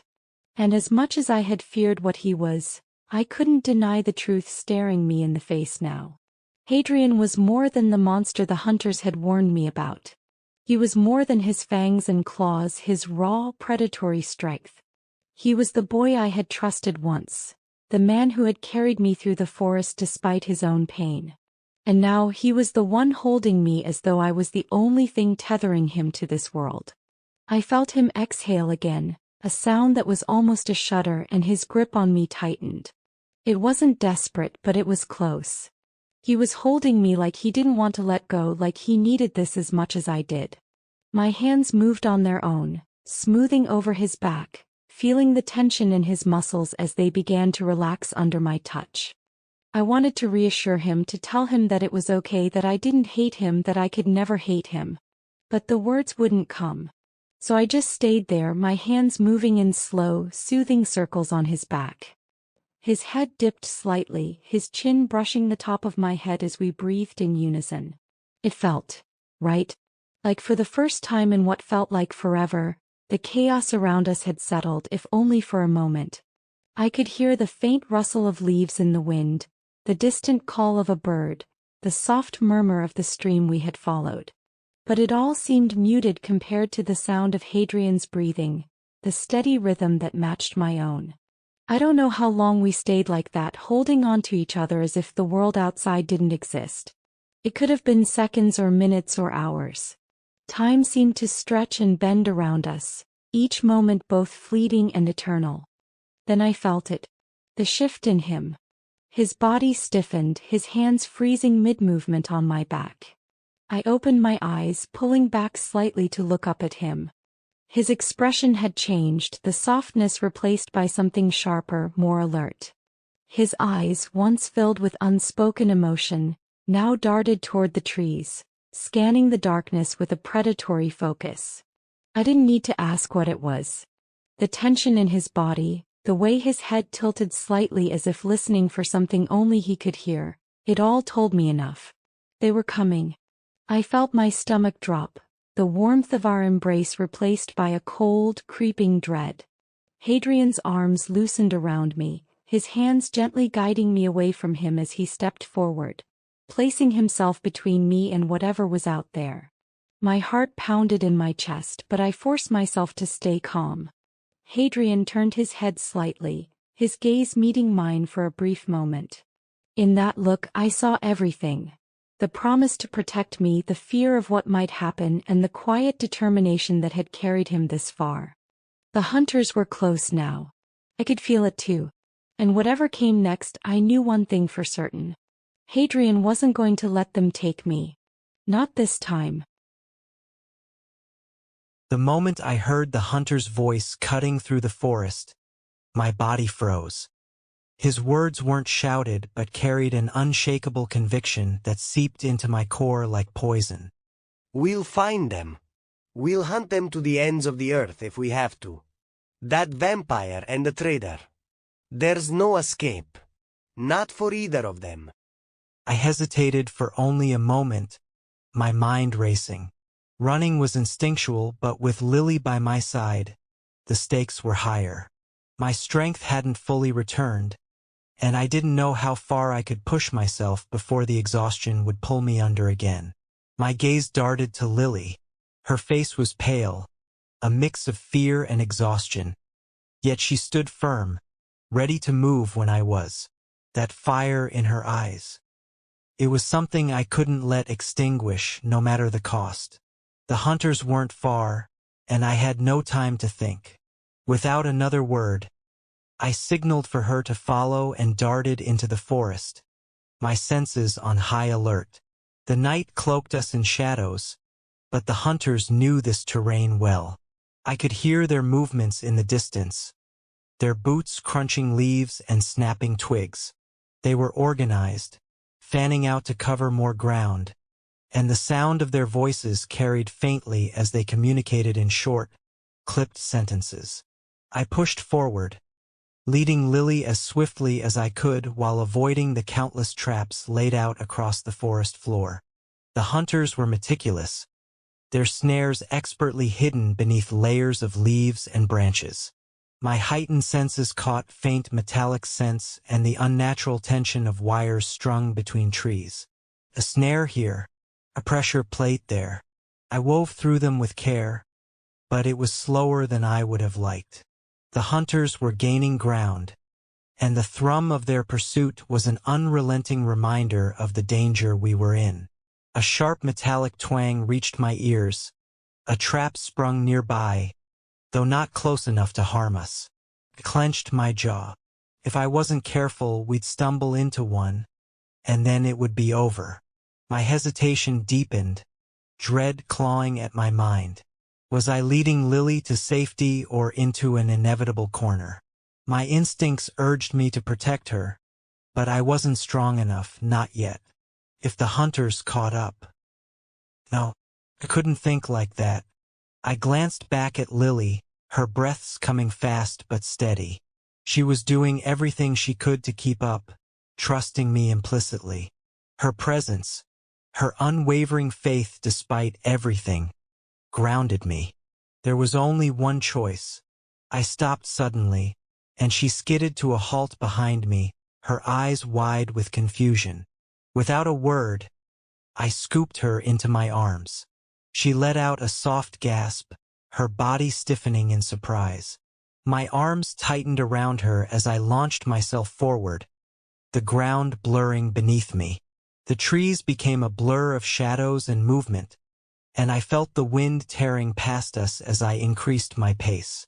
I leaped, pushing off the forest floor and grabbing hold of a low-hanging branch. With a fluid motion, I propelled us upward, jumping from tree to tree, putting as much distance as possible between us and the hunters. It wasn't just the speed, it was the altitude. Higher ground gave me a tactical advantage, but I could feel Lily tense with every jump. Her heartbeat thundered against my chest, and I could smell her embarrassment mingled with faint exhilaration. The thought almost made me smile if it weren't for the weight of the situation. Her warmth against me, the way she held on, trusting me despite everything. It was something I didn't deserve. After what felt like an eternity of running, the forest began to thin. My ears picked up the faint creak of wood in the distance, and soon, I spotted it, a small, dilapidated cabin nestled in the trees. It was barely standing, its roof sagging and windows cracked, but it was shelter. I set her down gently on the porch and immediately turned to scan the area. My senses stretched to their limit, listening for the faintest sound of pursuit. The forest seemed quiet, but I knew better than to trust it. For now, it would have to do. When Adrian set me down on the cabin's porch, my legs wobbled slightly beneath me. My cheeks were still warm, my heart fluttering in a way that had nothing to do with fear or exhaustion. He'd carried me. It was ridiculous to dwell on something so small given the situation, but I couldn't help it. Being in his arms, feeling his strength and determination so close, it was something I'd secretly dreamed about for longer than I cared to admit. But the reality was different. It wasn't some romantic fantasy. It was raw and terrifying, his urgency palpable in every movement. Inside the cabin, the air was still and heavy, carrying the faint scent of moss and decay. Dust motes swirled in the dim light filtering through cracks in the wooden walls, and the silence was oppressive, broken only by the sound of Adrian's labored breathing. I couldn't help but notice how much more tired he looked now than before. His posture was tense, his shoulders hunched as if trying to bear a weight that was far too much for one person, vampire or not. But what caught my attention most were his wounds. Some of them had closed, leaving faint marks of dried blood, but others were still raw, the edges jagged and angry. It didn't make sense. Vampires were supposed to heal quickly. It was one of the defining traits that made them so formidable. So terrifying. Yet here he was, the injuries lingering on his pale skin as though mocking the very idea of his kind's invincibility. I frowned, stepping closer. Adrian. My voice was softer than I intended. Why aren't your wounds healing completely? He tensed further as though my words had struck a nerve. His gaze stayed fixed on the floor and for a long moment he didn't answer. I wondered if he even would. Adrian, I said again, firmer this time but still gentle. I need to know. Please. He sighed then. The sound weary and full of something I couldn't quite place, guilt maybe. Slowly he raised his head, his eyes meeting mine. There was a vulnerability in them that made my chest ache. I don't. He paused, his jaw tightening as though the words pained him. I don't drink human blood. The confession hung in the air between us, heavy and laden with unspoken meaning. I blinked, caught off guard. You don't? Never. Not once. He said, cutting me off, his voice barely above a whisper. The weight of what he was saying hit me like a tidal wave. I stared at him, trying to piece it together. The hunters had always spoken of vampires as these unfeeling, bloodthirsty monsters who thrived on the suffering of others. But Adrian was something else entirely. He continued, his words halting and hesitant. Human blood is what sustains us, what gives us strength. Without it, this happens. He gestured vaguely at his injuries. And animal blood? I asked softly. I drink it. When I have to. But it's not the same. It barely keeps me alive. Let alone strong. I'm weak, Lily. By my kind standards, I'm a disgrace. They'd laugh if they saw me like this. He let out a humorless laugh, the sound bitter. The raw honesty in his voice broke something in me. I reached out instinctively, my hand brushing his arm. He flinched but didn't pull away. You're not weak, I said firmly, my voice steadier than I felt. He didn't respond, his gaze dropping again as though he couldn't bear to look at me. Needing a distraction for both our sakes, I glanced around the cabin.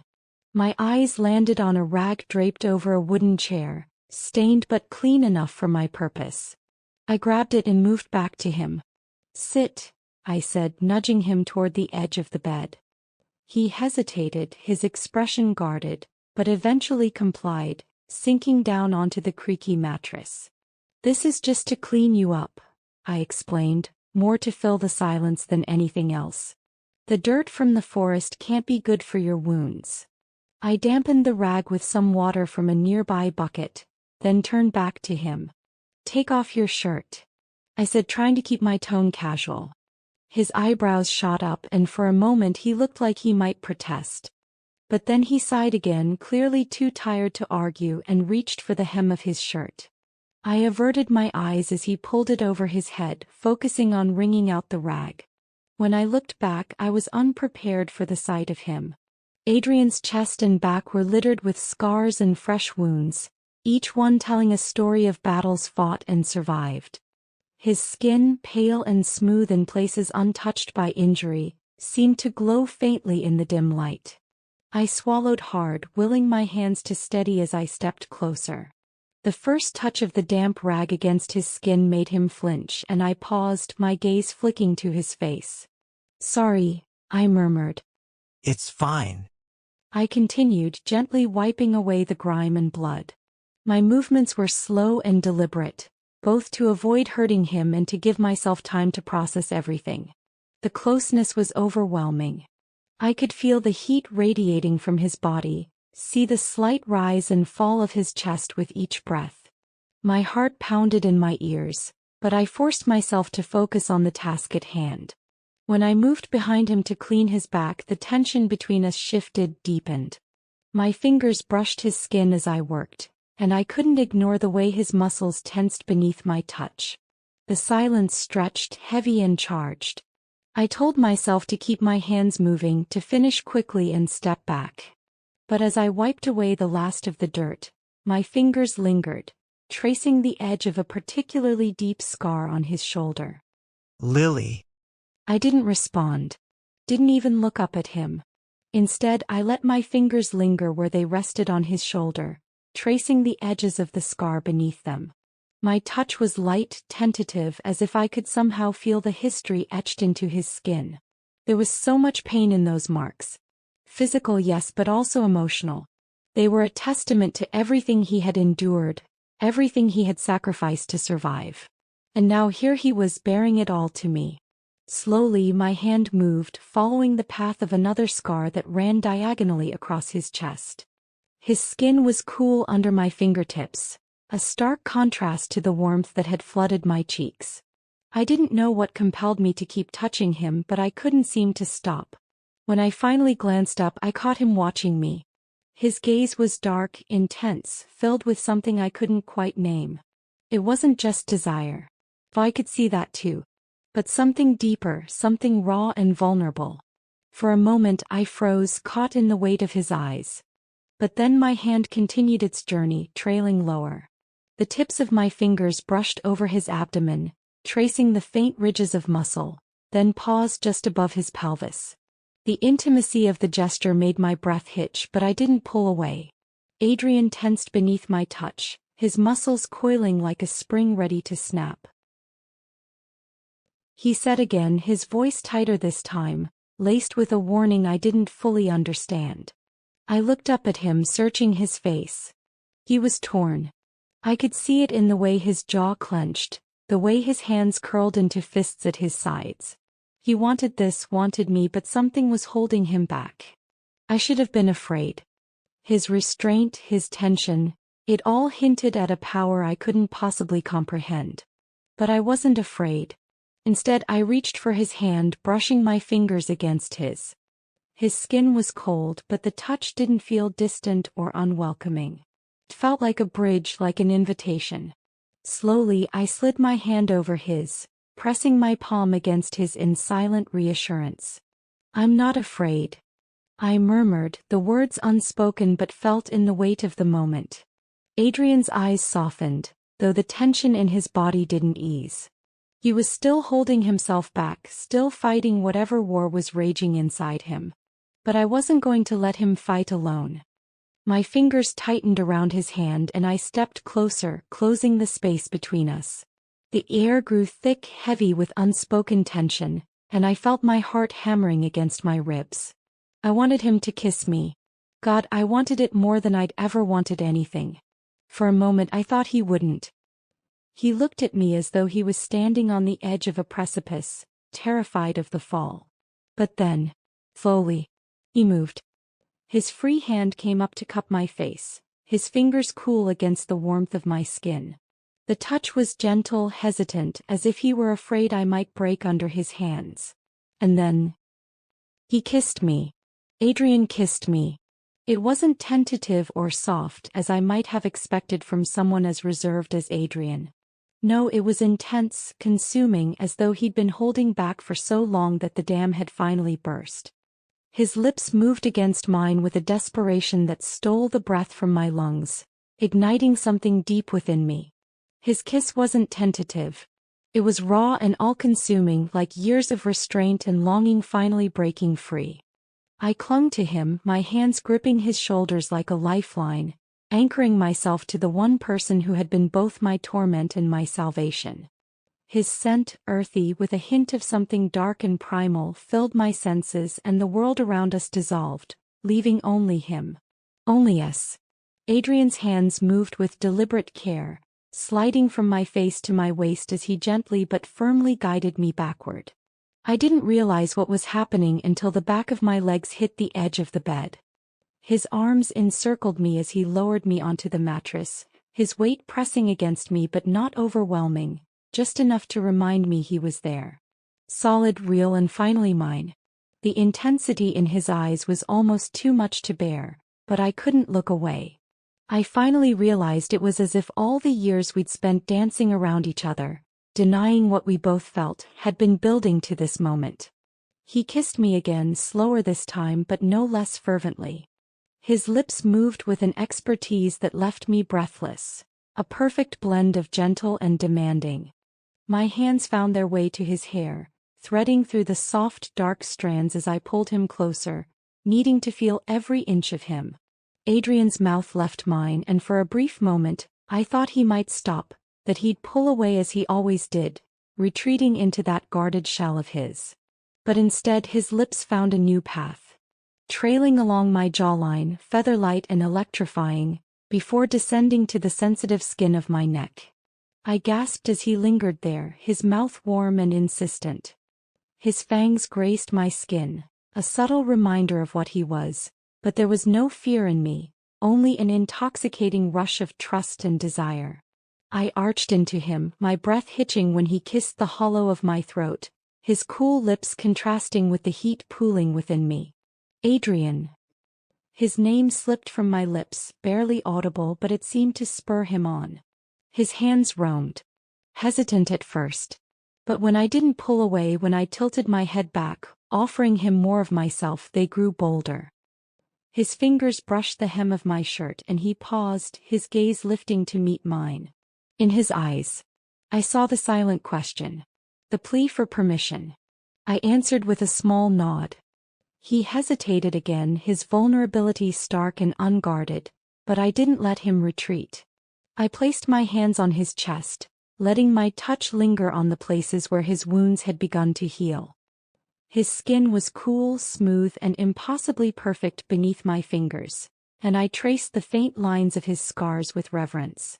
When he leaned back down, his lips found mine once more, and this time the kiss was even deeper, more urgent.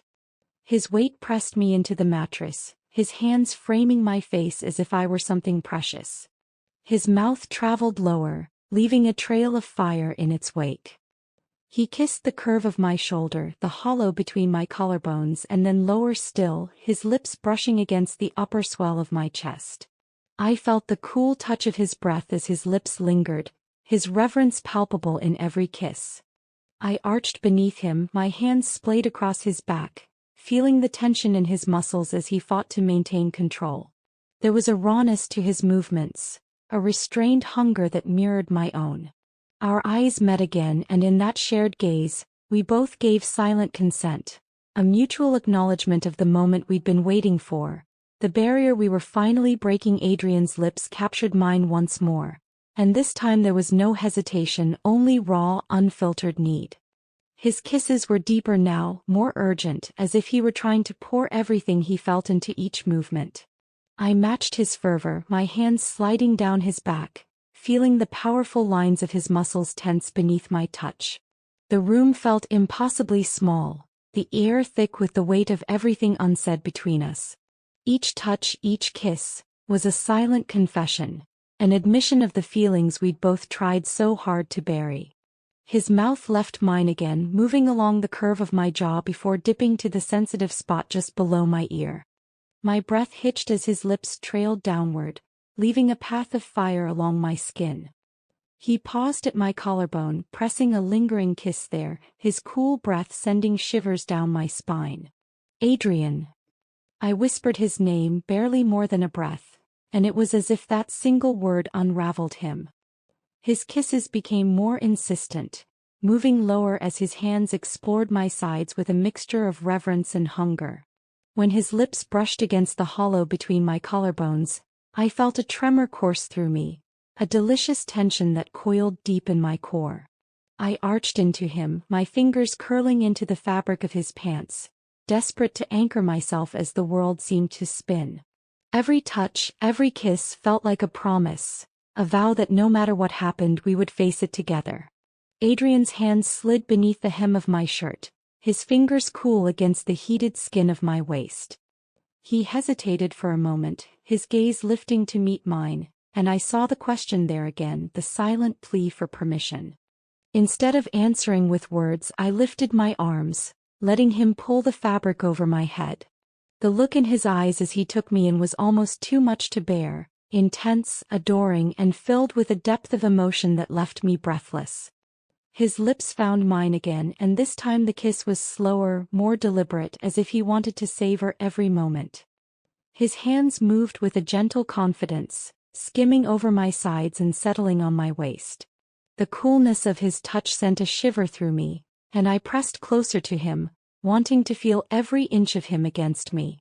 When his lips began to trail lower, I felt my heart race, my breath coming in shallow gasps. He kissed the curve of my shoulder, the hollow of my throat, and then lower still, his mouth brushing against the swell of my chest.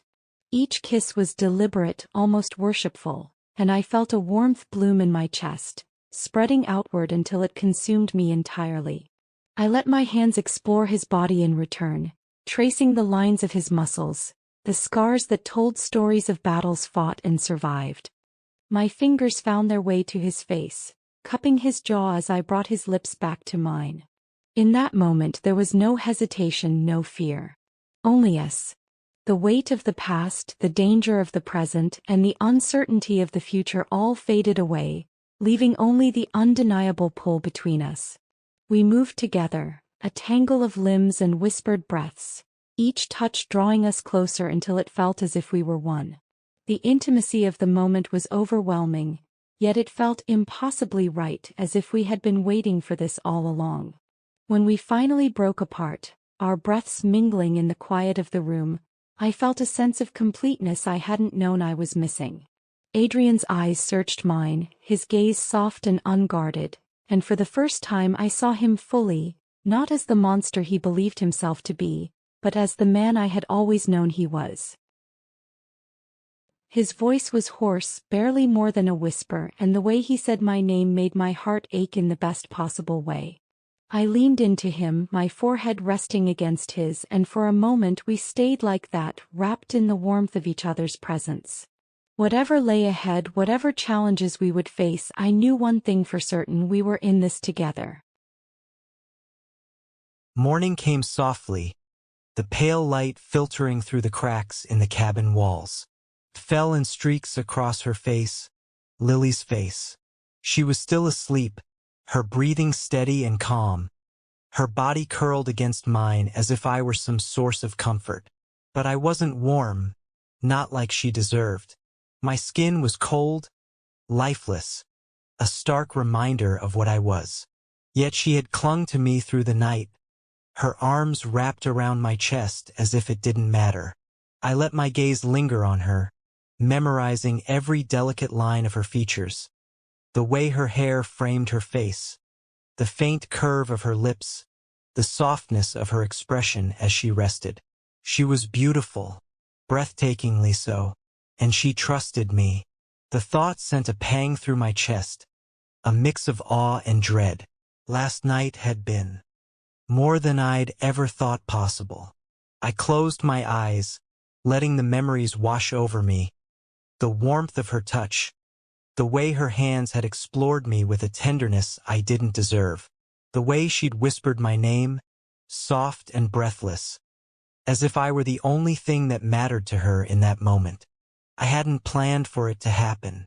I'd been holding myself back for so long, convinced that to love her, to let her love me, would only bring her pain. But when she looked at me with those eyes, filled with trust and longing, every wall I'd built crumbled.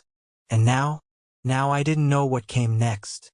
My mind was a whirlwind of questions, doubts, fears. Did she regret it? Would she wake up and realize she'd made a mistake? Had I let my selfishness ruin the fragile bond we'd been building? I turned my head slightly, looking down at her where she lay nestled against me. Her hand rested lightly on my chest, her fingers curled as if they belonged there. Did she know what she was doing to me? How every small gesture, every moment of closeness, made me want to protect her all the more fiercely. But that was the problem, wasn't it? My proximity to her would only draw danger closer. I'd seen it time and time again. Hunters, other vampires, the endless threats that followed me wherever I went. If last night had meant something to her, and God, I hoped it did, then it would only make her a bigger target. I couldn't let that happen. But the thought of leaving her now, of pulling away after what we'd shared, felt like a knife to the chest. For so long, I'd told myself that loving her from a distance was enough, that I could be content just knowing she was safe and happy. Last night had shattered that illusion. She stirred slightly in her sleep, her fingers brushing against my skin, and I froze. Did she know what kind of turmoil she'd left me in? Did she have any idea how deeply she'd unraveled me? I tried to calm my thoughts, focusing on the steady rhythm of her breathing. She deserved better than this, better than me. Yet she'd chosen me at least for last night. Had she chosen me for more than that? My jaw tightened as I fought the rising tide of guilt. I couldn't regret what had happened. It had been the most profound, most intimate moment of my existence. But I also couldn't shake the fear that it had tied her to me in a way that could only end in her suffering. Her trust in me was absolute, and it terrified me. I shifted slightly, trying not to wake her, but her arm tightened around me, pulling herself closer as if even in sleep she could sense my unrest. I exhaled slowly, letting my hand rest on her back, though the gesture felt like a lie. She deserved someone who could hold her without fear, someone who didn't see his own touch as a curse. My thoughts spiraled again. How would she feel when she woke up? Would she look at me with the same warmth, the same longing? Or would there be regret in her eyes? And what about me? Could I bear to keep her close, knowing the danger it would bring? Or would I have to do the unthinkable and push her away again? For her own good? The questions gnawed at me, each one worse than the last. I had no answers, only the quiet certainty that I wanted her more than I'd ever wanted anything, and the crushing guilt that wanting her might destroy her. For now, I stayed where I was, letting the moment stretch a little longer, even as my mind waged war with itself. Because as much as I hated what I was, as much as I feared for her safety, I couldn't bring myself to let go. Not yet. Not when she was here, sleeping so peacefully beside me, trusting me to protect her. And not when I knew deep down that I would do anything, to keep her safe, even if it meant walking away.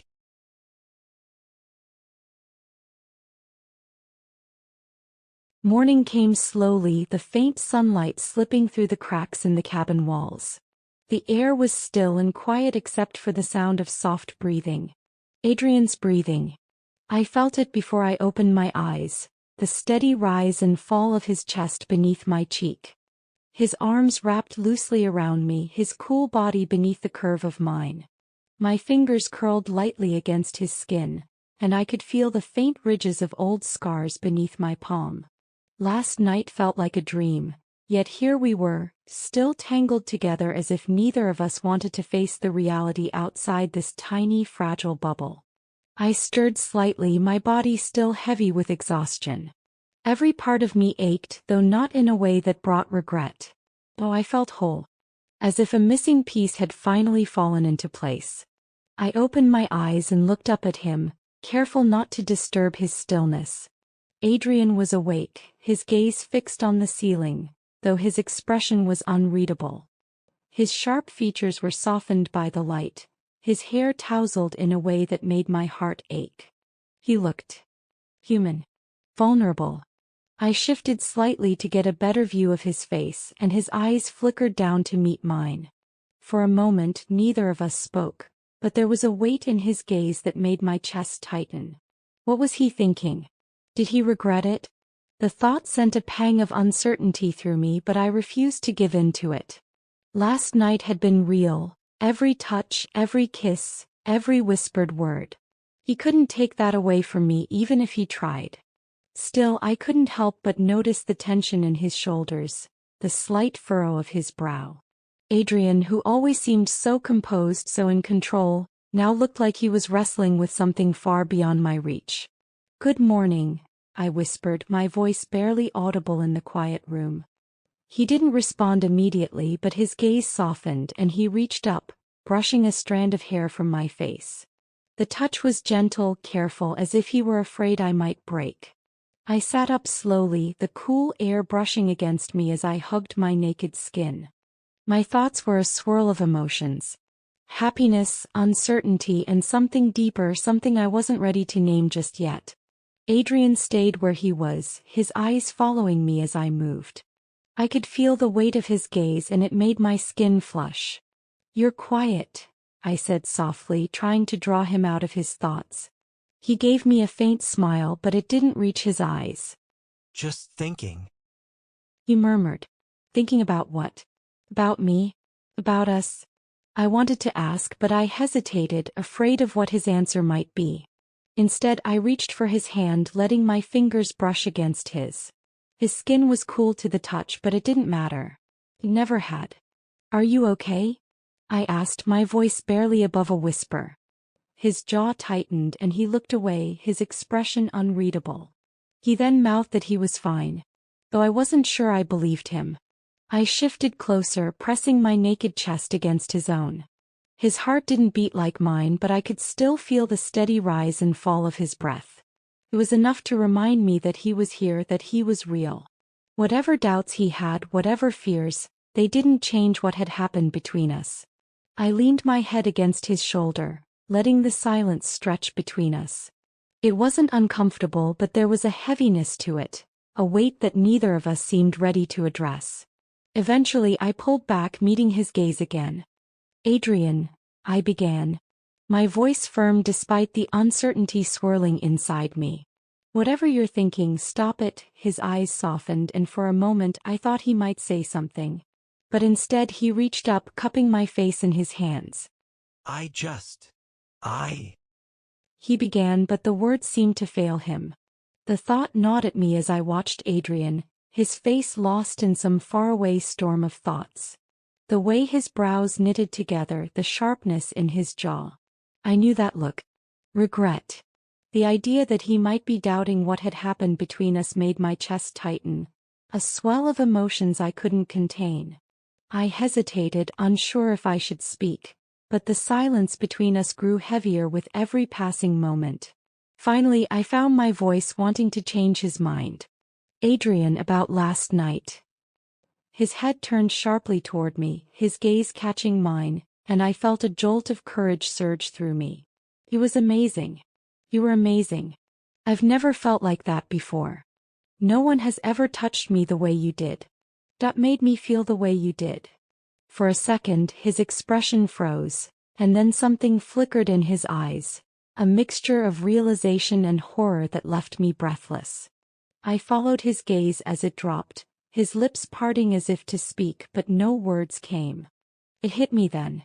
The reason for his reaction. I basically just told Adrian he was my first. That he had taken away my virginity. With consent, of course.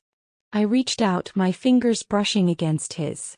"Adrian, don't," I said quickly, firmly, as if I could stop the avalanche of guilt I saw building inside him. "I wanted it. I wanted you. I've always wanted that moment with you." His eyes shot back to mine, wide and disbelieving. I pressed on, determined to make him understand. "I've liked you since we were little.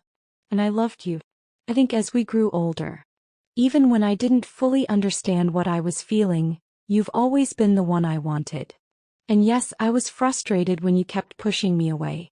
I thought, maybe there was something wrong with me, something that made me unworthy of you, something about me made you not want me like I did. I can't believe I just confessed to Adrian right now. Never would I have thought that one day I would be brave enough to say all this out loud to Adrian, to tell him I've always had feelings for him. To have sex with him. The fact that I had initiated it last night with Adrian. I didn't know what had come over me.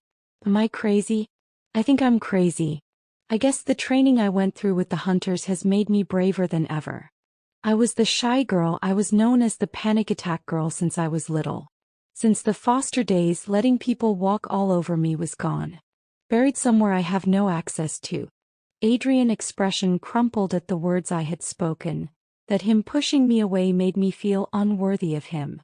And he reached for me instinctively, but he stopped himself, his hand hovering as if afraid to touch me.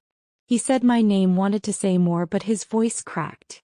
I interrupted him this time. But I need you to hear this. I wanted what we shared. I wanted every second of it. You didn't take anything from me. I gave it to you willingly, Adrian. I chose you. My words seemed to do the opposite. Adrian shook his head, his expression shattered at my words. A raw mix of pain and longing, his fingers running through his hair in agitation. You don't understand. I'm a vampire. This is why I tried to keep my distance. We can't be like this because of the hunters, because of my kind, because of the danger I bring to you. I can't.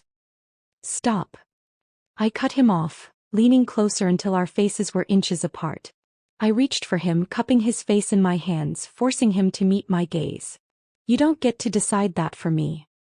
I know what I'm getting into. I know who you are. And I'm not afraid. And what? Are you going to take a girl's virginity and run away? We're locked in now, I added lightly and almost burst out laughing at Adrian's panicked reaction. I'm sorry. I shook my head, smiling.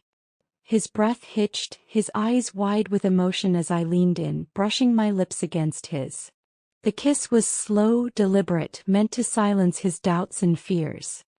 He froze for a moment as if he couldn't believe it, but then he gave in, his hands sliding to my waist and pulling me closer.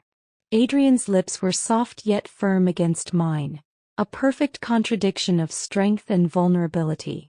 My hands instinctively moved, exploring the shape of his shoulders, his chest, before lingering just above the waistband of his trousers. A flicker of hesitation brushed my thoughts, but it was fleeting, replaced by a boldness I hadn't realized had taken root in me. My fingers traced the hem, teasing the fabric. Adrian stilled, breaking the kiss with a sharp inhale. Before I could push further, his hand wrapped gently around mine, halting my movement. I blinked up at him and to my surprise, a faint flush colored his cheeks. His eyes was soft yet filled with something deeper. Adrian murmurs my name. His voice a mixture of awe and hesitation. His thumb brushed against the back of my hand as if to soothe me, though I could feel his pulse racing beneath his touch. You've changed so much. The Lily I knew before 3.5 months ago would have been too shy to even meet my eyes. You were so timid. And now I think I might be the shy one. A soft laugh escaped him, warm and a little self-conscious. I blinked, then let out a soft laugh. You shy? I teased, arching an eyebrow at him. You're a vampire, Adrian. I thought your kind were supposed to ooze confidence. He chuckled, a low, rich sound that sent warmth through me. I tilted my head, studying him. Is that a bad thing? I asked softly, my voice steady but curious. That I've changed, I mean? Adrian's smile widened slightly and he shook his head. Not at all, Dadel. It's a good thing. No, it's more than that, it's incredible. You were always strong, Lily, even when you didn't see it. But now you're brave. Brave enough to stand up for yourself, to face the things that used to hold you back. You've gone from being the girl who let anxiety hold her back to someone anxiety wouldn't dare mess with. I felt a swell of pride at his words, but I couldn't help adding with a playful smirk. Brave enough to kiss a vampire? Adrian rolled his eyes but couldn't suppress the grin that tugged at his lips. Yeah, that's probably the bravest thing of all. I'm a bit of a health hazard, you know? Adrian joked, his hand squeezing mine lightly. I laughed, nudging him gently with my shoulder. Well, I'm feeling pretty lucky to be alive right now, so I'd say it's worth the risk. Something warm blossomed in my chest at his words. For so long, I had measured my worth against the person I used to be. The girl who was too anxious, too uncertain, too small in her own eyes. But here in Adrian's gaze I saw something different. Admiration, pride, and an unwavering belief in the person I had become. Adrian's smile softened into something more tender, and he leaned forward, pressing a gentle kiss to my forehead. You scare me sometimes. But only because you're so much more than I ever deserved. Adrian admitted quietly, his lips brushing against my skin as he spoke. I looked up at him, my heart swelling at the vulnerability in his expression. You deserve more than you think, Adrian, I whispered, leaning closer again, our foreheads touching. And I'll keep reminding you of that until you believe it. He closed his eyes for a moment as if letting my words sink in before pulling me into his arms. His embrace was warm despite his naturally cool skin, and for the first time in a long time, I felt completely safe. The hunter's long forgotten. Epilogue. Adrian's senses had been on high alert since the moment they'd stopped running. Even as he sat across from Lily in the dim light of the cabin, every fiber of his being was attuned to the woods outside, the faint rustling of leaves, the distant crack of a branch, the shift in the wind that carried scents he didn't trust. It was a constant, gnawing pressure at the back of his mind, the knowledge that danger was not only looming but actively hunting them. Yet, despite the tension coiled within him, his focus remained on Lily. She sat with her knees drawn to her chest, arms wrapped around them, her gaze drifting between him and the floor. There was something about her expression, an unspoken weight, that made his stomach twist. When she finally spoke, her words were halting, layered with hesitation, as if each syllable was pulled from some dark, reluctant place. She told him about her training with the hunters, the grueling days and sleepless nights, the drills that pushed her to the edge of exhaustion, the endless cycle of anger and grief that fueled her. She told him how every step of that training was anchored by one thought: revenge. Revenge for her parents, for the life she'd lost, and for the little girl who'd been left to pick up the shattered pieces of her world. Adrian felt her guilt before she even voiced it. The way her shoulders sagged, her fingers trembling as she fidgeted with the edge of her sleeve. When she admitted she had once wanted vengeance on him, her words were barely above a whisper, but they struck him like a blow. Yet he didn't flinch. He couldn't. He drew a slow breath, the air heavy in his chest. If she was going to lay her truth bare, then he owed her the same. Lily, he began, his voice low and steady, though his insides churned. There's something you need to know about that day. About your parents. Her head lifted slightly, her brows knitting together, but she didn't speak. She simply watched him, waiting, bracing. Adrian's hands rested on his knees, his fingers curling in a fist as he dredged up memories he had buried deep. They weren't the first, he said softly, his gaze dropping to the floor. The hunters. They killed my parents first. He closed his eyes briefly, the image of his parents' lifeless bodies flashing through his mind. His voice grew quieter, almost detached, as he recounted the events. I was just a boy. We lived in a manor deep in the woods, far from the villages. My parents thought it would be safer there, away from prying eyes. But the hunters found us anyway. They stormed the manor at night. I remember waking up to the sound of shouts and breaking glass. My mother, she hid me in a secret passage beneath the floorboards and told me to run. His throat tightened as he continued.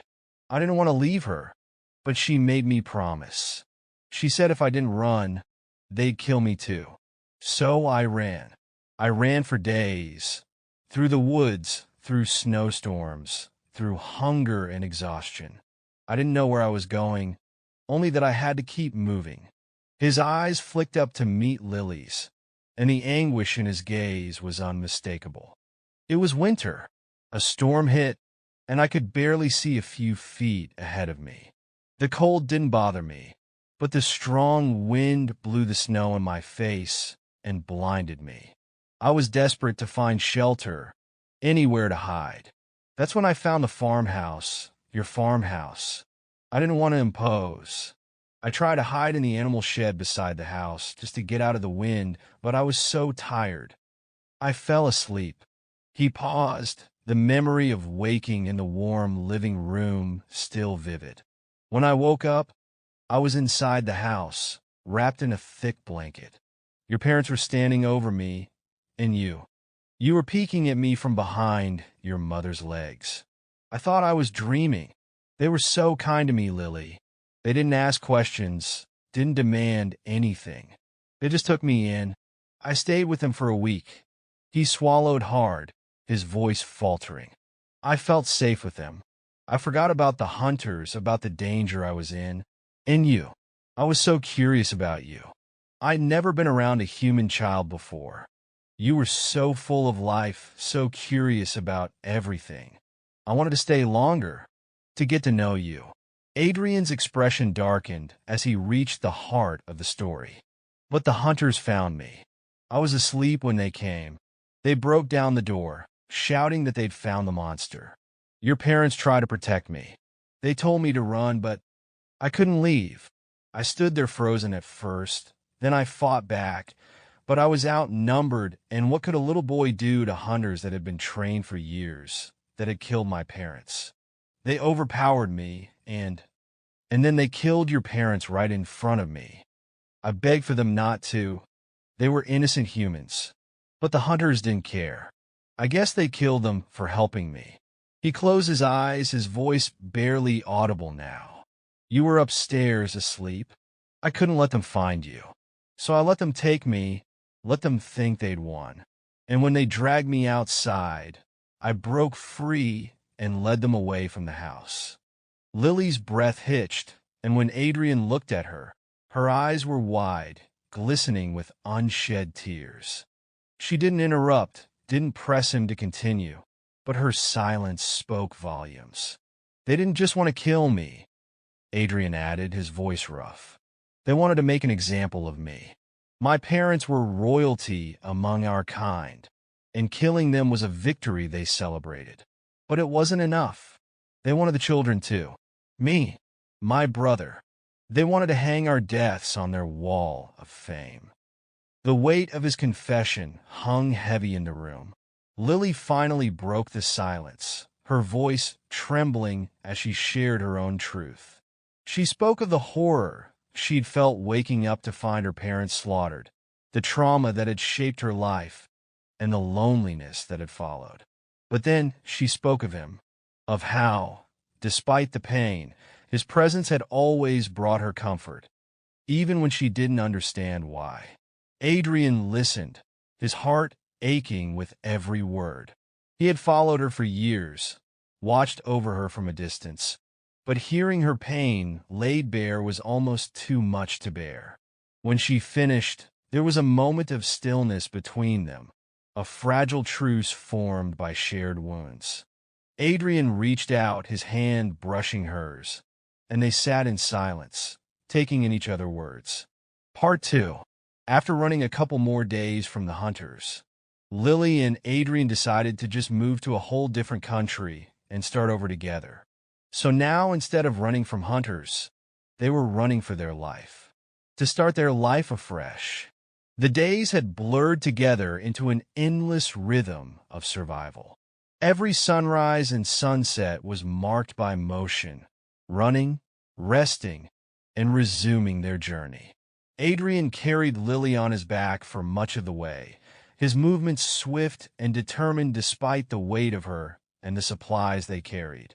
Lily had packed the essentials into a sturdy old backpack she'd found in the cabin, a survival kit, warm clothes, and the tent that had quickly become their second home. It wasn't much, but it kept them alive. The journey was grueling, even with Adrian's supernatural stamina. The forests were vast and unyielding, the snow-covered plains biting and relentless. Adrian navigated the terrain with the sharp instincts of a predator, but even he couldn't shield them from everything. The nights in the wilderness were long, and the weather was merciless. They often huddled in the makeshift warmth of their tent, their breath visible in the freezing air. Adrian, of course, felt no discomfort in the cold. The icy wind didn't bite at his skin, and the snow didn't seep into his bones the way it did hers. But he stayed vigilant, his heightened senses attuned to every sound and scent. He was always watching, always listening, always ready to protect her. She knew he blamed himself for the constant danger they faced, but she didn't see it that way. To her, Adrian was a shield, a partner in this unforgiving world. Hunting for food became a necessity, a task they both undertook with quiet determination. Lily had grown adept with her traps, catching rabbits and other small game. Adrian would assist, his senses picking up the faintest rustle of prey in the underbrush. When larger predators, like a snow leopard, emerged to claim their catch, Adrian stepped in, his strength and speed ensuring their safety. But not all threats were from nature. The nights were the hardest. When Adrian grew too weak to continue running, they would stop, setting up camp in whatever shelter they could find, a hollowed-out tree, an abandoned cabin, or simply under the stars with the tent pitched against the wind. The fire Lily built each night became her lifeline, its warmth seeping into her aching limbs as she curled up beneath layers of fur and fabric. Adrian would sit beside her, his gaze distant but always watchful. Their bond grew stronger with each passing day, but it was tested in ways Lily hadn't anticipated. She remembered the night Adrian grew too weak to even walk, his body trembling as he leaned against a tree for support. He refused to say it aloud, but she could see the exhaustion etched into his face. She had tried to offer him her blood then, baring her neck and pleading with him to take what he needed. His reaction had been furious, eyes blazing, his voice low and cold as he refused her offer. They had argued, their voices echoing through the empty forest, and when the fight ended, a painful silence stretched between them. For 2 days, they didn't speak. Lily carried the guilt of her suggestion like a weight on her chest, but she also carried the fear of losing him. When Adrian's condition worsened, she made a choice. She brewed a strong tea, masking the scent of her blood.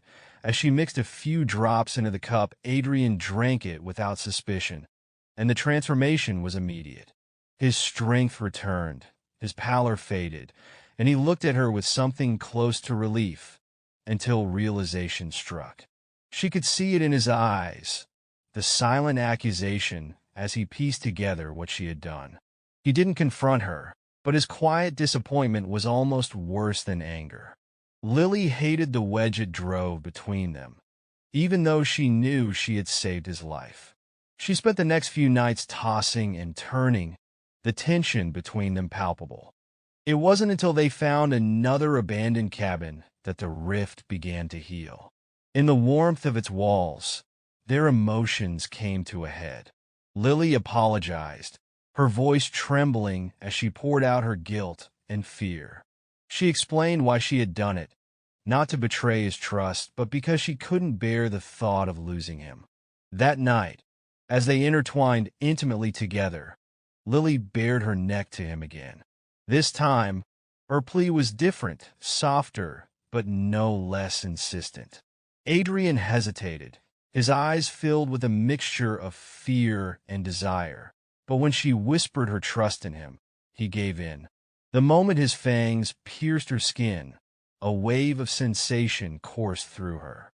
It was unlike anything she had ever felt, a mixture of pain and pleasure that left her breathless. Adrian's grip on her tightened as he drank, and for the first time, she saw him truly let go of his restraint. And it was beautiful to see. The intimacy of that moment bonded them in a way nothing else could. By the time they reached the city, Adrian and Lily were no longer the same people who had fled from the hunters. The journey had transformed them, forging their bond into something unbreakable. They had endured cold nights, harsh terrain, and moments of doubt, yet they emerged stronger. Together, they found a small cottage on the outskirts, nestled at the edge of a quiet neighborhood. It wasn't much, just a modest structure with creaking floorboards and a crooked chimney, but it was theirs. Far enough from the bustling streets to feel hidden, yet close enough to blend into the crowd. It became their sanctuary. 1 month after their escape, They sat together on the worn sofa in the dimly lit living room. The flickering glow of the television painted soft patterns across the walls, the sound of a distant laugh track punctuating the otherwise serene silence. Adrian's arm rested over Lily's shoulders, his fingers moving absent-mindedly against her skin in soothing patterns. Lily nestled against him, her head on his chest, listening to the steady rhythm of his breathing, a sound she had come to associate with safety. The world outside remained dangerous, filled with hunters who would never stop searching. They both knew that, but in this fleeting moment, it felt distant, like a ghost of a past they had left behind. The warmth of the fire crackling in the hearth, the feel of Adrian's steady presence beside her, and the soft weight of the blanket they shared, it was a rare and precious piece. Adrian pressed a tender kiss to her temple, and Lily smiled, her eyes fluttering closed. In his touch, she felt the promise of a future they had fought so hard to secure, the beginning of a life unburdened by fear. No matter what challenges lay ahead, they had found something extraordinary in each other, a strength, a purpose, and a love that would guide them through whatever came next. Together, they would face the danger, the unknown, and the endless shadows that sought to consume them. For now, though, they simply held on to the quiet joy of the moment, knowing it was enough. Their new life had only just begun.